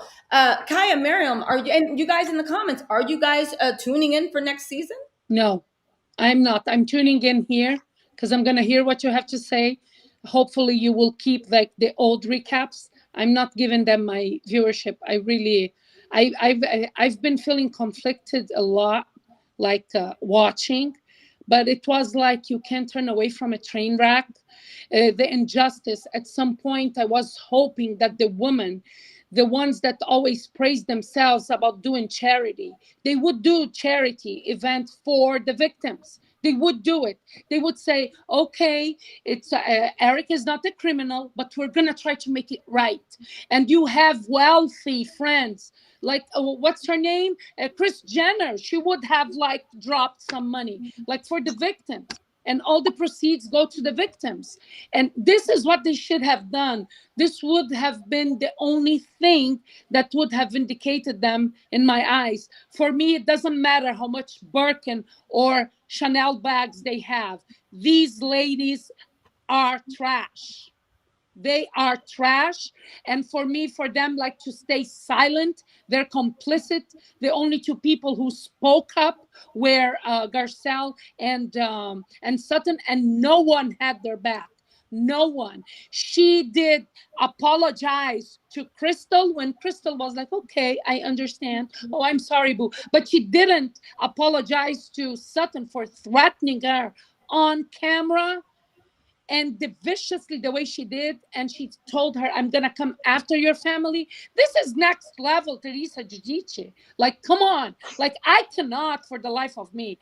The privilege was bursting through the seams, came into my living room, and I'm allergic to that. I am. I feel you, Miriam.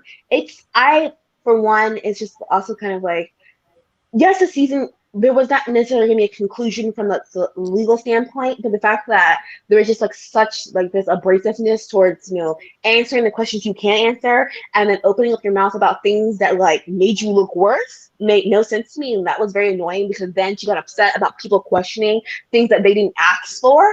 So that part was really annoying. Also, my conspiracy theory about how I feel Tom probably set this up for Erika to really to be left with the full bag. I feel it's coming to fruition because I think it's the trustees looking into taking them out of involuntary bankruptcy because of the documents that they found from the creditors. How Tom said he had $260-something million in assets. I think 86 of that was supposed to be cash, and the rest were not liquid. And so within a year, all that disappeared. So either you were lying, which still means that they can probably revoke you having the protection of a bankruptcy, or you weren't lying, which means that you have hidden assets. And for me, it's like he's still in a conservatorship, which Erika helped him in. So that means, Erika, you're still married to him, which means you are the last one standing for this. And you helped this man, like you essentially, for me, helped this man put you on a stake for his crimes. And so for me, it's just like, it's going to get worse, because if the situation for her gets worse, I can only imagine how she will act and how she'll try to police everyone else around her. And I am over that. It's crazy to me that you want people to be friends with you, but then they can't have conversations without you. And then when they are trying to bring that conversation to your face, you still have an issue with it. And for me, again, her situation is going to get worse. And so I don't want to watch her behavior start to match the progression of where this seems to be heading, which is them not having the bankruptcy protection anymore, and her being like completely left with it. Yeah, I agree with the fact that for me, for bad or worse, I think the Housewife show should be messy, not messy. It should be shady. It should be shade like shade. Should be fun. Should be a little dishy. And I think that whenever she gets in the scene, it shuts it down. We don't even talk about other people's lives, and I think that. Quite frankly, I don't think she's really adding anything except for just hostility, and then that also confuses people. It's like you married a person, you had a good life over 20 or whatever years. So I mean, you were comfortable, you were better off than a lot of people, and you just have to reconcile with yourself that that's not the life you have now, and instead of being bitter about everything, or at least portraying that. Anyway, it doesn't matter to me. I think that simple fact is the character she's put together for herself for this time in her life is very annoying, and I think that I enjoy when she is not there. Point blank, I don't like when she's in the scene. I don't like when she's there. I don't know her, I don't know her mental state and all the things that goes into it and her history and all. I don't know that part. All I know is as a viewer, when the girls get a chance to even with Lisa Rinna, God help me. Even with Lisa Rinna, I take her. I don't like her much either, but I would take Lisa Rinna over Erika because at least she would try. I mean, I'm gonna be honest with you. Sometimes I laugh at some of the things she does. There's some things about her that I can connect with sometime. She doesn't sort of stop everything the way Erika does. She stops it down. She shuts all the scenes down and everything, and it's not good. It's very. You know what I think too? I think that the thing is with Bravo, there's been so many women in the past. They even put Vicky, God help it, put Vicky in this box a couple of times on her show, where the cast was so disrupted by one cast member that they would sort of say, you know what, why don't you just take a break for a little bit? They would bring you in mid-season, they bring you in for little parties because you were so toxic, you were so controversial. They figured out a way to handle you. They just integrated. They made Erika the star, which hurt the show, I think, in my view. The ratings were there because so many people either hate watching or watching a train wreck. But I think that for me as a viewer, it hurt the show. It just sort of dragged it down. And yeah, that's what I think. I'd hope next year if she shows up, they use her in small doses, that they keep her in her home or somewhere else, and they don't make her part of the group, and that's it. Just have her there for notoriety, for infamy, but don't make her the center like they did this year. No, I totally agree with you. T. Cohen, welcome to the chat. You don't have to defend Miriam or take any monitors. We do have B as our moderator. So listen, everybody keep it nice and respectful in the chat. I have my opinion. You guys have yours. Go ahead. Okay, but T. Cohen, just remember we have a moderator in the chat, so just sit back and enjoy the chat. Welcome. Has anybody been saying anything disrespectful about Miriam? Please show yourselves. I didn't read anything, but I don't see anything. So T. Cohen, let's just keep it respectful in the chat, okay? They'll go through. You guys, it's really not worth arguing. The Real Housewives of Dubai is going to be filming only in the expat areas. They are not going to be in the more conservative areas. There are expat areas in Dubai that only have foreigners. They are just as liberal as any place in the West. That's where you see the Insta influencers with bikinis on the beach, with the sexy dresses. There's the day clubs. Not all Dubai, but just in a certain Saudi Arabia. They also have those pockets. My They have uncle. those pockets. That is Yeah. where they're going to be filming, and that's why Toya made that joke saying that Bravo doesn't even come on in the Middle East because the Middle East is very conservative. So they're literally saying it's the Real Housewives of Dubai, but they're advertising it to us in the westernized countries, and that's the pocket of life. And again, this goes to the point of there's only one girl on the chat who was half Emirati. Who knows if she even grew up in that area? But that's what it is. So it's basically going to be the Real Housewives of Dubai focused to Westerners. And the joke is it's not really the Real Housewives of Dubai if you're not really showing the total local culture. You're just showing where the expats hang out. It's like going to Brazil or Mexico, the Real Housewives of Mexico, and only showing what happens in Cancun or Tulum. It's laughable. You know what they have there? They have a crime called crime of honor, where the man is exonerated if he stones his wife to death because she cheated on him. That's No, listen, you're right. Dubai is a very conservative place. The Middle East is conservative, but they're, like I said, they're literally bringing us the Real Housewives of Mexico and only filming in Cancun. And you're like, how is Cancun indicative of anything that really happens in Mexico? Not saying it can't be, but it's a vacation spot. So, and everybody in the Real Housewives of Mexico lives in Cancun, and they're all expats, and only one girl is half Mexican that lives there. It would be laughable. Like, okay, guys, right? And it doesn't come on in Mexico. So you see, again, the whole point of bringing that up is not to start a war over whether you can wear a bikini in Dubai or a sexy club dress. You can in certain areas. It's the expat island. It's usually the finance district where all the beach clubs are. And you can order drinks inside the hotels. You can do whatever. But again, this goes into this Bravo problem that we touched on earlier, which was our point in bringing it up, right?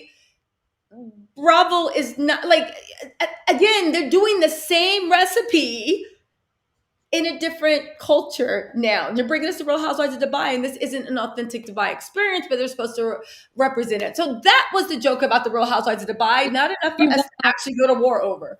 It's going to be one-off. It's going to be a one-off. You think it's going to be the it's literally, or Bravo will have to rename the series. I am telling you right now. Yeah. Bravo will. It might be the Real Housewives of Miami. I mean, we'll see how it is. It's going to be epic. We're going to see fantastic shows of wealth. I know that you guys say that there's a lot of smoke and mirrors in Dubai, and there might be, but the people I know in Dubai, there's nothing smoke and mirrors about it. That money is deep and it flows like oil, pardon the pun. So there's a lot of real money in Dubai, a lot of real money in the buy. So I just think, right? I don't know these people. I Googled them. I asked my friends. They seem to be from wealthy people, wealthy families, and real wealth, right? But it's new money. Okay, fine, right? It's new money. Okay, fine. But I don't know. Again, to me, seeing somebody go and buying out the Louis Vuitton shop, that's cute. But what's your plot line? That's cute that you bought a Ferrari just like that. But where's the plot line? I think Bravo, somebody said that Bravo is becoming too concerned with making sure that everybody has at least the trappings of wealth. And if you think about what made Bravo successful, Real Housewives of New York, OC, and Atlanta, they were comfortably middle class. Some people were doing better than others, but there wasn't wealth. They grew into their wealth. And maybe Bravo needs to go back to aspirational upper middle class because they can't really find that mix of true wealth and personality and people that will give them access. I mean, you're right. One point with Mel was saying with Beverly Hills. Also, next season, I'm sorry, this might sound terrible. I really don't want the storyline about the Reeds robbery because the more things come out, questions, and also Lisa Rinna's older daughter and her situation. I don't want to see that either. Yeah. I don't want to see either of those two things. Damn, I forgot about that. Oh gosh. Yeah. Okay, so So let's see what's going on. T. Cohen, I really appreciate you watching this live, but you are literally getting on my last nerves. Please stop. We're trying to keep this chat positive. No one is picking on Miriam. We had B check and I check. We don't see any derogatory comments. Please stop it. Okay. Thank you, Sunshine. All right. So what's next on the agenda? You know what? Why don't you guys rate this episode on a scale of 1 to 10? Let us know what you think. Let us know if you think there's like if you're going to tune in, but kind of get into it, and also what storylines you could maybe like to see, not just with the people, but a storyline that you've been wanting to see in Beverly Hills that would keep you okay. Yeah, I'm interested in Garcelle and Sutton because these two are the only two with real money, and they have a heart. And when they make a mistake, they own it. I liked when Sutton said she wishes she wouldn't have had that conversation with Crystal. That was like, for me, that was on point. And I'm not interested in any fakeness from the Richards girls. Bring the real one, Kim, back, and she will check Kyle right away, or else I'm not interested in both of them. I'm done with Kathy's privilege, and for her to cosign about the liar is a strong word.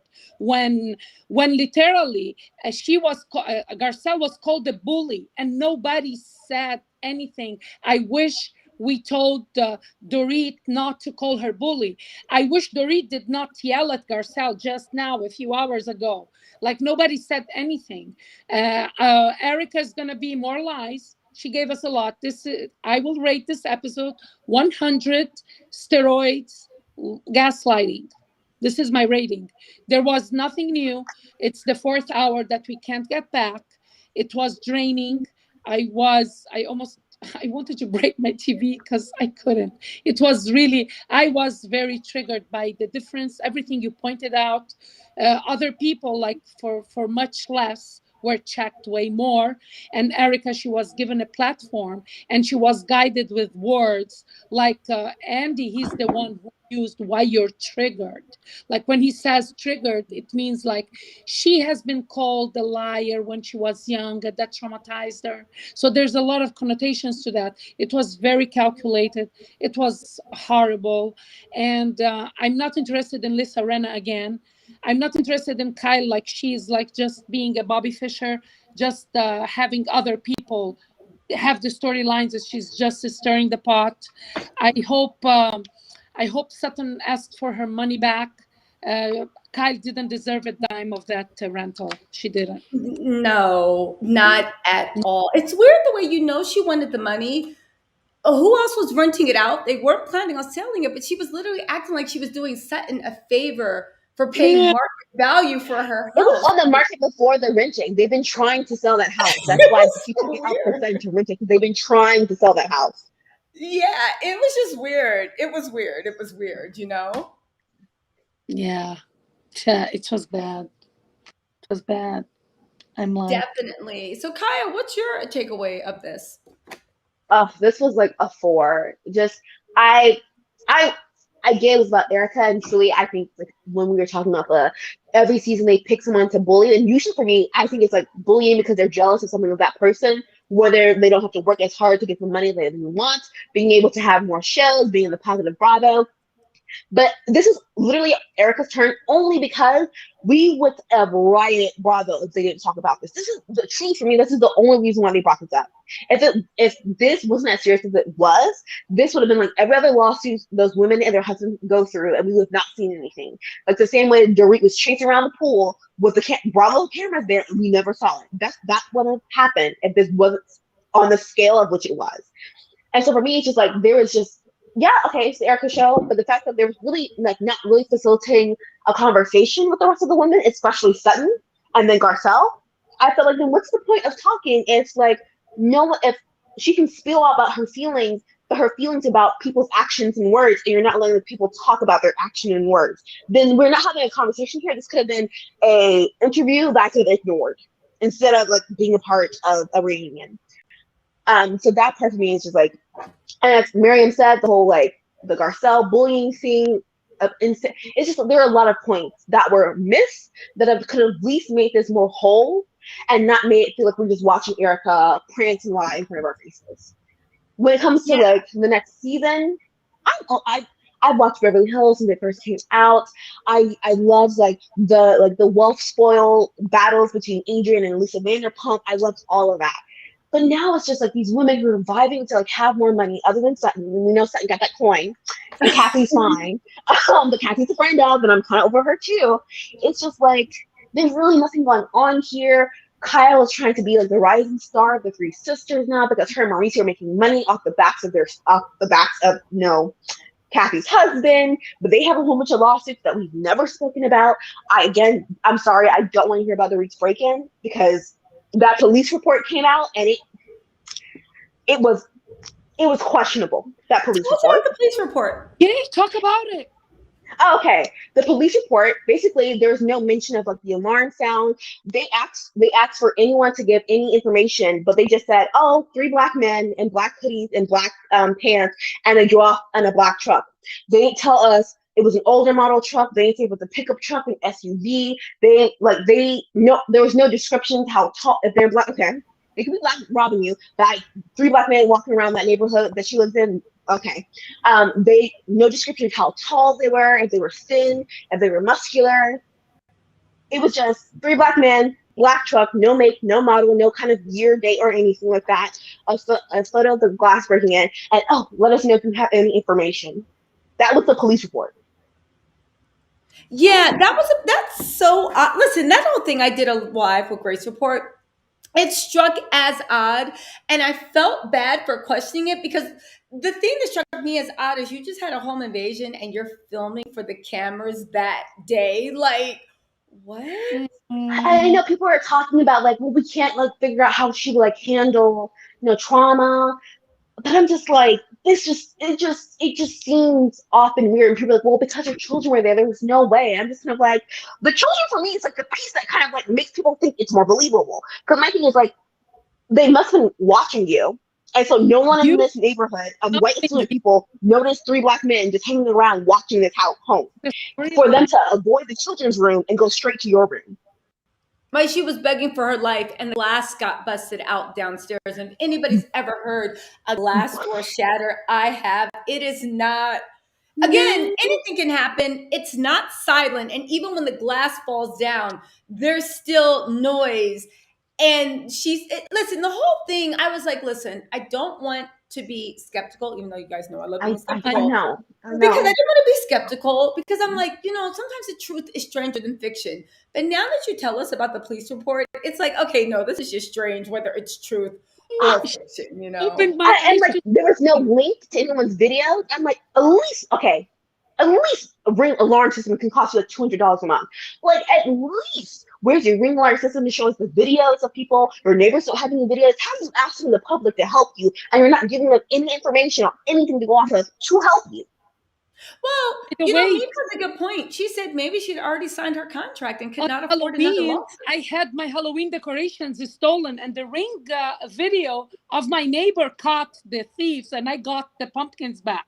So, and if this can happen in the burbs, but you are onto something. I never understood why, what's her name, Dorit, is saying that my way of coping with trauma is going back to work. Work is filming. So is this a storyline? Was Teddy's husband supplying with the alarm system, just like he did with Erika and Kyle? And the list goes on. Oh my God, this is horrible. And it's like, this is the 3rd Real Housewives of Beverly Hills robbery. And again, I'm sorry to say, but all 3 of them have questionable financial situations. All 3 of them. No, totally. Mel, really quick, why don't you weigh in? What was your thing? Thank you so much for leading the recap. Really insightful things that you said.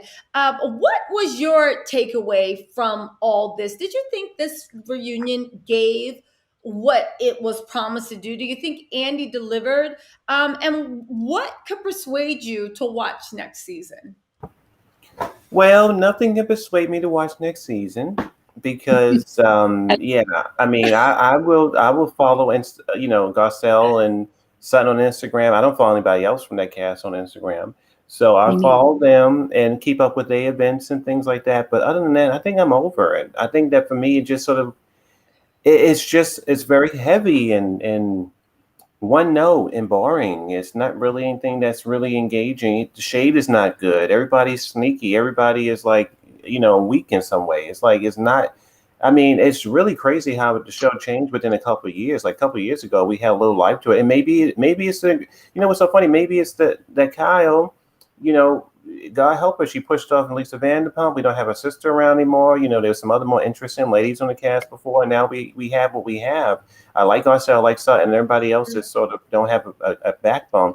I heard about Dorit too, and I don't know if it was people saying that she was not coming back, but then she got the robbery happen before she, it was all this confusion about when it happened. I think for me, the reunion itself, it wasn't anything. I would give it probably a 2. I mean, really wasn't something that really. Yeah, I would. I mean, it wasn't You're over something. this franchise. You're like, I'd give it 0 stars if I could. I think I probably would about this time. I would, because it just simply. He asked questions I didn't care about. She was defensive with those. As I said, she sops up all the energy.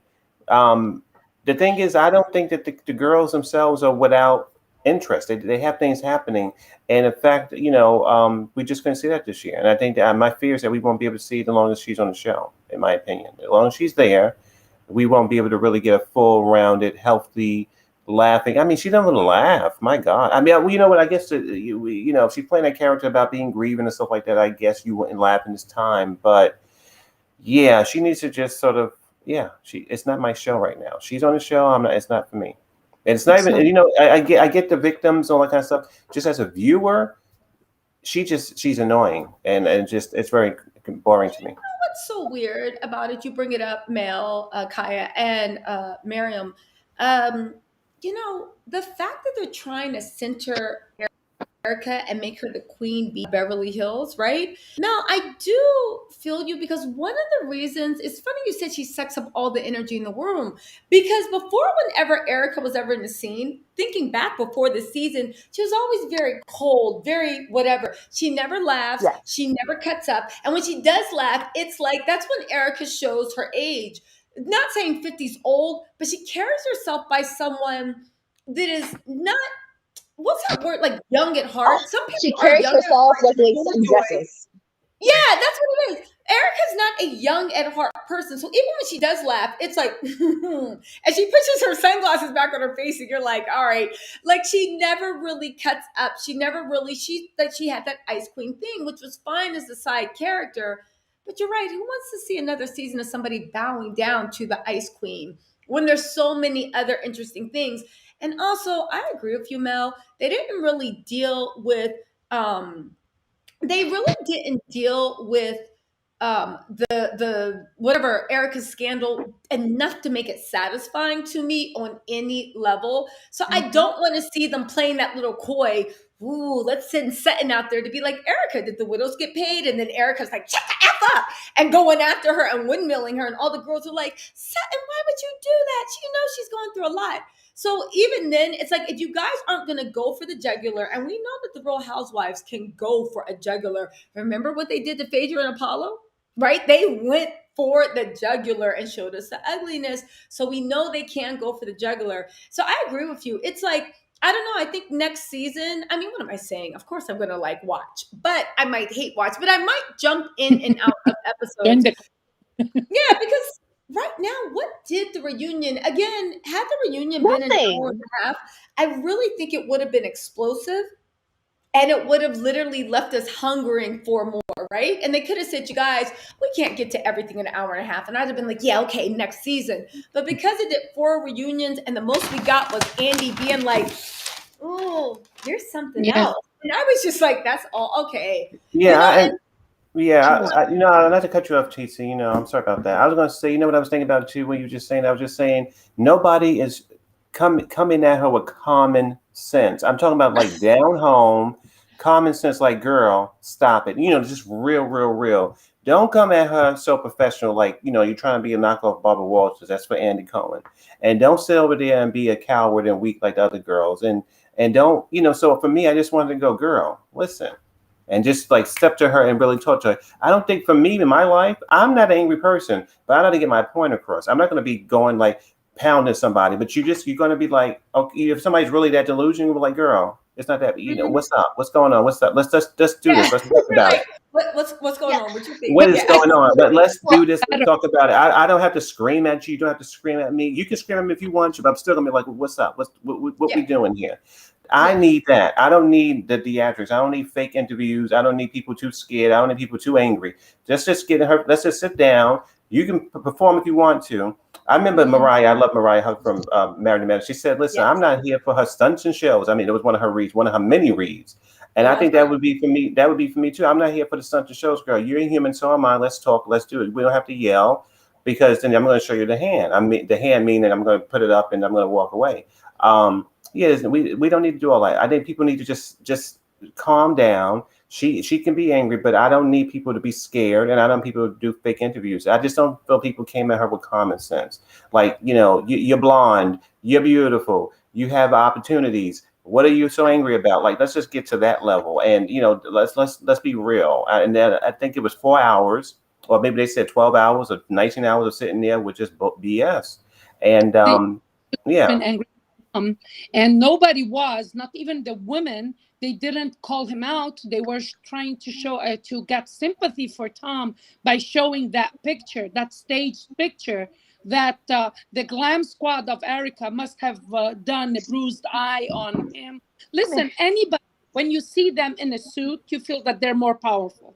When you put them you're right about that. You know what I was going to say to this, Miriam, and then maybe I agree with me. Wendy Williams, God bless her, she's sick right now. Now, you see, the way she does the interview is different. She's shady. So she'll be like, like, Tisa, you know this. So she'll sit there with like, one of my favorites was Eddie Murphy had an ex-wife, and she's been very controversial because she was with, she can't keep her hand up a married, whatever. But she at the interview, she roasted her. She's like, girl, you was with that man. Like, she would get those zingers in real quick. And I like that because it was real. And then, people get thrown off. Andy's not like that. He's very, fake and everything. I need somebody like Wendy to be shady and who can take the heat, who can take all the anger and be able to get the zingers. And I like that. That's a better way, Yeah, but Eric, like you said, Andy has his favorites. It's becoming more and more and more. But again, to your point, Mel, and you brought it up early on, Andy is turning into a bit of a social dinosaur. It happens to everyone, I guess. That's why they always want younger people, younger generations, and you have to keep that, either that or young at heart. There are some people that think that the world was perfect the way they are and there's no reason they should change. And there's other people that literally enjoy discovering new people, new cultures, new ideas, new ways of thinking, right? They're young at heart. Andy is literally, he's showing, this is my opinion. Andy, I was going to say, I'm a gay man. I'm part of the LGBT community. And I know Andy is a member of the more older members of my community. And what I remember is that he treats women as the punchline. And we have evolved from that. The women, engage with them, be real with them.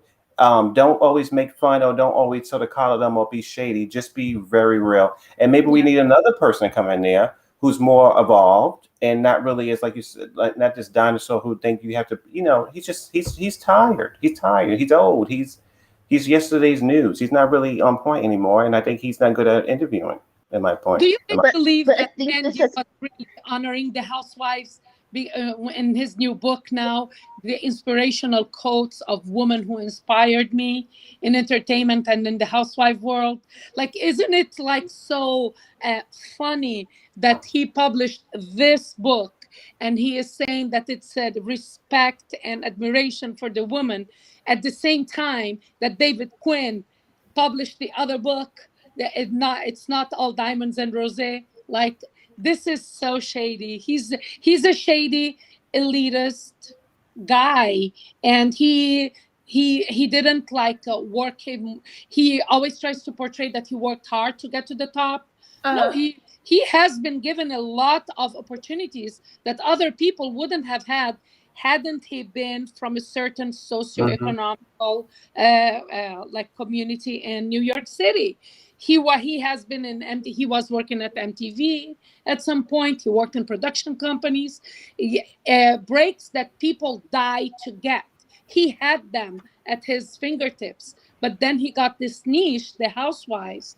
In the beginning, he was good. He was really asking the viewers question. But when he started like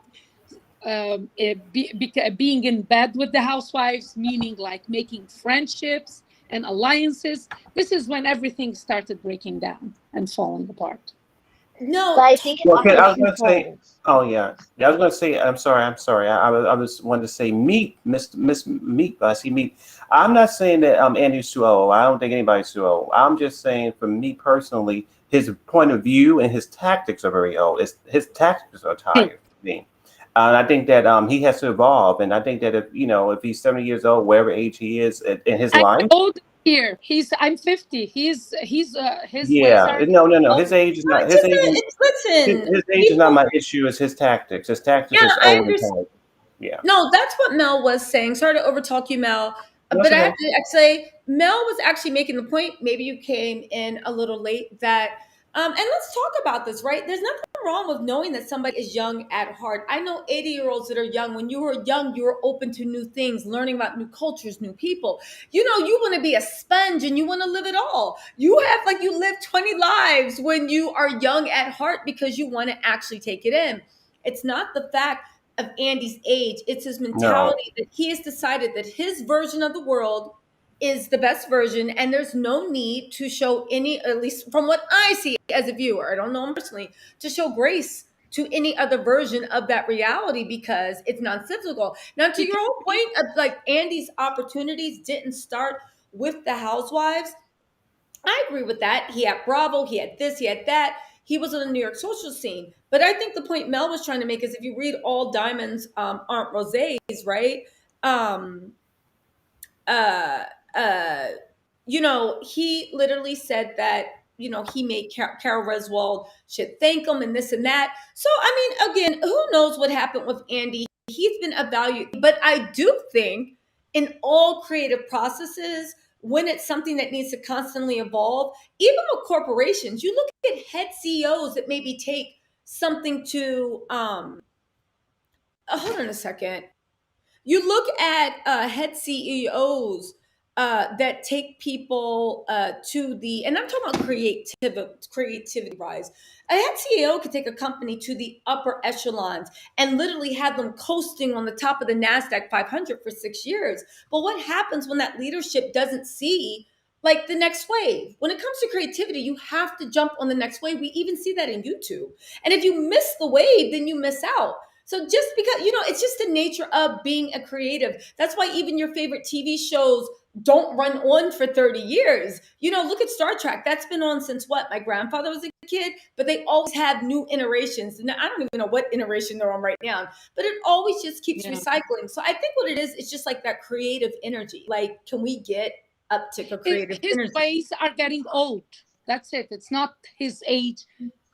His tactic, his formula is getting old, and he's not fooling us. That's it. And it doesn't help with the women he has now because at least if he is the same way, like with Potomac or Atlanta, we have women who are funny, women who have the shade, all that kind of stuff. Beverly Yeah. Hills is not necessarily that place. So then you have Andy operating as Andy does, and then you have these women who just like sit there and kind of make faces at one another and let someone rant and rave when we all know she's lying. While in Potomac or Atlanta, which I know this is a typical situation, but like even New York, I would say even New York, people are cracking jokes. People are ragging Yeah. on people. There's something for him to at least feed off of. He's not feeding off of it the way he used to, but there's still something for him to like kind of go on. With Beverly Hills, it is so dry. Even OC, parched dry. So then it sticks What? out more when we watch Andy operate this way because we're also watching Andy operate this way and like the old set or the old way of how the women are, which is like the women we have now for like Beverly Hills and OC, versus like how we would have at least Atlanta. Even for a terrible season, there are still some moments that we look at like the last season. There's still some moments that are funny, that are catchy, that were shady, that were like, oh no, you didn't. There's still something there. But here on the West Coast, that is not the case. You know And what? Roma's I point agree with is, you. It's just such a shame because honestly, they had the storyline of a century, several storylines at once. And if they had just delivered on the reunion, but then again, maybe we're all just being too harsh. I was sitting here, not because they delivered trash, but maybe we're just being too harsh because we are thinking about the glory days, when it was just like the best entertainment I ever think and we were so. laughing and kikiing. I mean, So I think that's part of it, but also I think that for me it just was Erika. I think that Erika, but again, for me, Tisa, this is the thing. It's not about the crime she committed or not committed. I just think as a character, I don't know her personally, so I don't want to judge her based on age, true. looks, or anything like that. As a character on a TV show, she's heavy, she's dark, her energy is different, she's annoying, she drains the room, and I don't care if you're on Beverly Hills, Atlanta, OC, or Salt Lake. If you're a character like that, for me, it's hard to watch. yes, I need you to integrate into the cast. I need you to calm down sometime. I need you to listen. I need you Yeah. to listen and not be arguing. That was the issue I had with Quad. I mean, I'm going back to Mary Medicine when she would show up and just take over the room. I need you to participate and don't think you know everything. If somebody's asking you a question, you think about it and you don't have to go off on people. So if she can't do that, then I can't watch. That's just sort of but my that's the point. She's like a main character, but there's nothing. Which I never understood how Erika was like people's favorite housewife, because there's nothing heart centered or warming about her. With Lisa Vanderpump, Come on now. I know that's right, honey. Lisa Come on. Vanderpump. People say that like she was a the chess piece player, Bobby Fischer, and all that kind of stuff. But she was lovable, to your point. But Yes, no, right. but yeah, That's but right. the thing is, like, she was warming. The way she treated her children, what she did for her children, the way she kept her home, the way she talked to her staff. Like, there was just something like you knew she created this warm environment, at least with her family. And maybe she was manipulating in the background, but there was something warming and inviting of like, oh, I'm gonna go to Lisa's house and just like have tea and look at the ugly pony. Yeah. There's something warm, but Erika. For me personally, there's never been anything. I think it was like that one crying moment she had with her mom, but there has never been anything that makes me feel like, oh, this is That's a right. character that I want to look up to and or respect. Because like for me personally, I'm sorry, I don't want to look up to someone who has to marry like some scab man. Like I'm That's sorry, right. that's not my ministry. I want money, but it's not my ministry. And then But even more Lisa- so, But Lisa Vanderpump, yeah. Lisa Vanderpump clocked her correctly. She said, "Listen, she's the ice queen, and I don't think it need to take 100 years to get to know somebody." She called her out from the beginning. She knew exactly what Erika was about, and that was why Erika and the team wanted her off the show, whatever. But I mean, but trust me, I don't sleep on Miss Lisa Vanderpump. I know she's capable of the pot stirring and the mess and all that kind of stuff. But that being said, Problematic queen. We love her. that's right. Yeah, there's something fascinating about her. No, Kyle is the queen.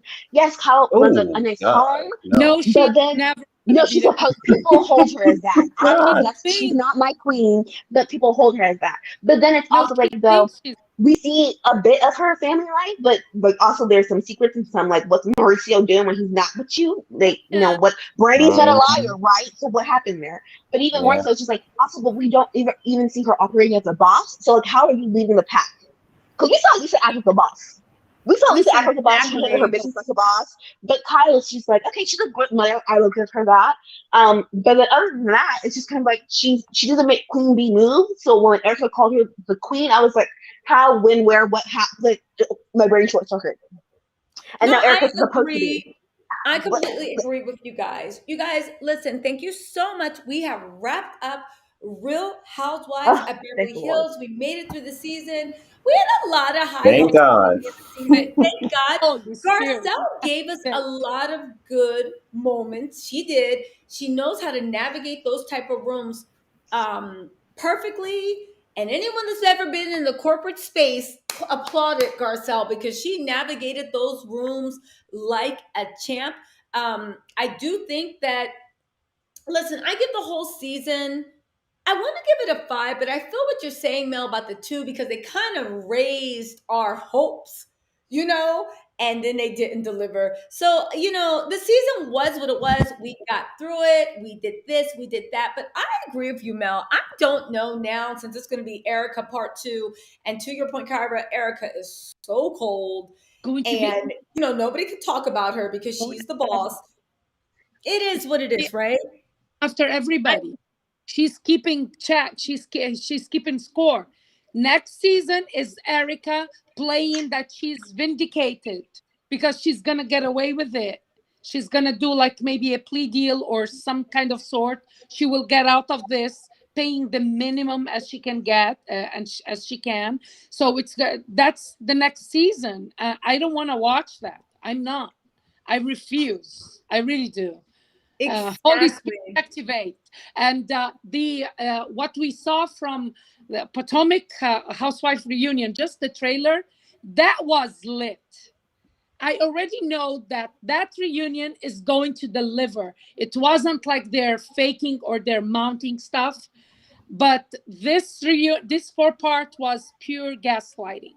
So that's It what I. definitely was. Who said you feel drained this season? Not gonna lie. Listen, you and Mel. Listen, Mel is a very patient, very level-headed, and very gracious person. You know you messed up if you got on Mel's last nerve because for him to And just be we made sitting them a there four. like, for Mel just to be sitting there like, what time is it? Can we go now? He's waiting to go. And for you to get on Mel's last nerve, you did something really, really bad because, again, he'll watch anything. He was even down to watch Salt Lake City. He's like, I don't know it, but I'll try it. And for this season to leave him just feeling exhausted, yeah, you know? It is what it is. Thank you so much, Josephine. Hey, Gen X. Thank you so much, Generation X. Shout out to that youthful energy coming on strong. And Josephine, thank you so much. B, thank you so much, my lovely. I appreciate you. Thank you for helping me maintain order. Rim, thank you so much. Also, I appreciate you guys taking time. I know there's a time difference, but I appreciate you guys taking time and also just to come and listen. Nerva Rock, good night to everyone. Minerva, Sagis, and of course the Red Lily Hustler and everybody that actually joined Tattle Tells. Don't forget to sign up for the membership if you guys want. I am going to do a recap that's going to drop either tonight or tomorrow where I take it through scene by scene, super detailed to complement the recaps and rants because we do such a good job of our chair cycle analyzing. Definitely, I heard you guys. I'm going back to the original way of doing recaps, just talking to the camera and going by scene, because apparently you guys miss me being over analytical and long winded, right? Thank We you, Mel. love you. Everybody is Drinking amazing. coffee and Miriam, spilling tea. yeah, Miriam, Mel, and Kaya, thank you guys for being the most amazing panel for the Real Housewives of Beverly Hills. You guys made it fun. You made it enjoyable. Even though we didn't always agree, I like the way that we just literally got each other super respectful, super nice. You guys really made this season. I discovered all of you guys this season. So you guys really were the silver lining, you know? Yeah, like listen, who said they couldn't get past part one? Gen X was like, couldn't get past part one. Listen, come on now. and Mel was showing up like he was like sentenced to internment camp. Like, well, hold up. No, you loved it, but after a while, you were just sitting there taking notes. Like, what else did Erika say? Mm-hmm. Okay, and what else? What else did Erika say? You were literally like, mm-hmm. Yeah, and by the end of it, you're like, I'm not watching this next season. I don't care. He's probably gonna block Bravo, right? You know. And Gen X, thank you so much for. They still got Below Deck, so I ain't blocking them yet. I love my Below Deck. We'll see. Yeah, That's right. You should start doing reviews on Below Deck, Mal. Totally. That would be good because I'm not into that show, but I've heard it's really, love it. good. I'm a historian in Below Deck too. Are you really? Okay. Yeah, so we got to do that. And thank you, Sonia, for the super chat. And also Kathy Keefe for joining the memberships. And also, who else joined the membership? You know who you are, darling. Let me actually find you so I can give you a shout out. Don't ask me why Kathy's name stuck in my head. Probably because it was like Kathy Keefe. You have to remind me when we talk about Below Deck for me to tell you the moment that Bravo chat room deassembled. The moment that Kate Chastain checked out. Oh, really? Yes, we got to do that. Mel, why don't you do your first official review on Below Deck? I'll come join you on your channel. I'm sure everybody will. And we can have a good all time. Oh, Takesha, thank you so much for joining the membership, Mama. I knew I was going to remember. Thank you, Takesha. I appreciate all of you, all right? But Mel, think about it. You guys putting it in the universe. Yes. Mel's going to start doing below deck reviews. We're putting it in the universe, and we're going to join him on this channel and our channel. We can keep doing rotating back and forth. And yeah, that'll be fun, Mel. But think about it, right? Think about I'm thinking. Okay. So you guys, Do it. Just do yes. it.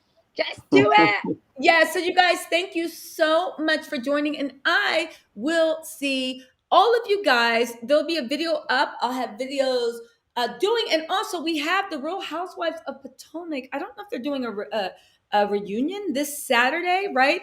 I don't know if I'm not Saturday. I don't know if they're doing a reunion this Sunday. It might be a week off, but whatever it is, we will see you guys whenever Potomac comes. And as you guys know, Portia's family spinoff is coming. Portia's Family Matters is coming, and guess what?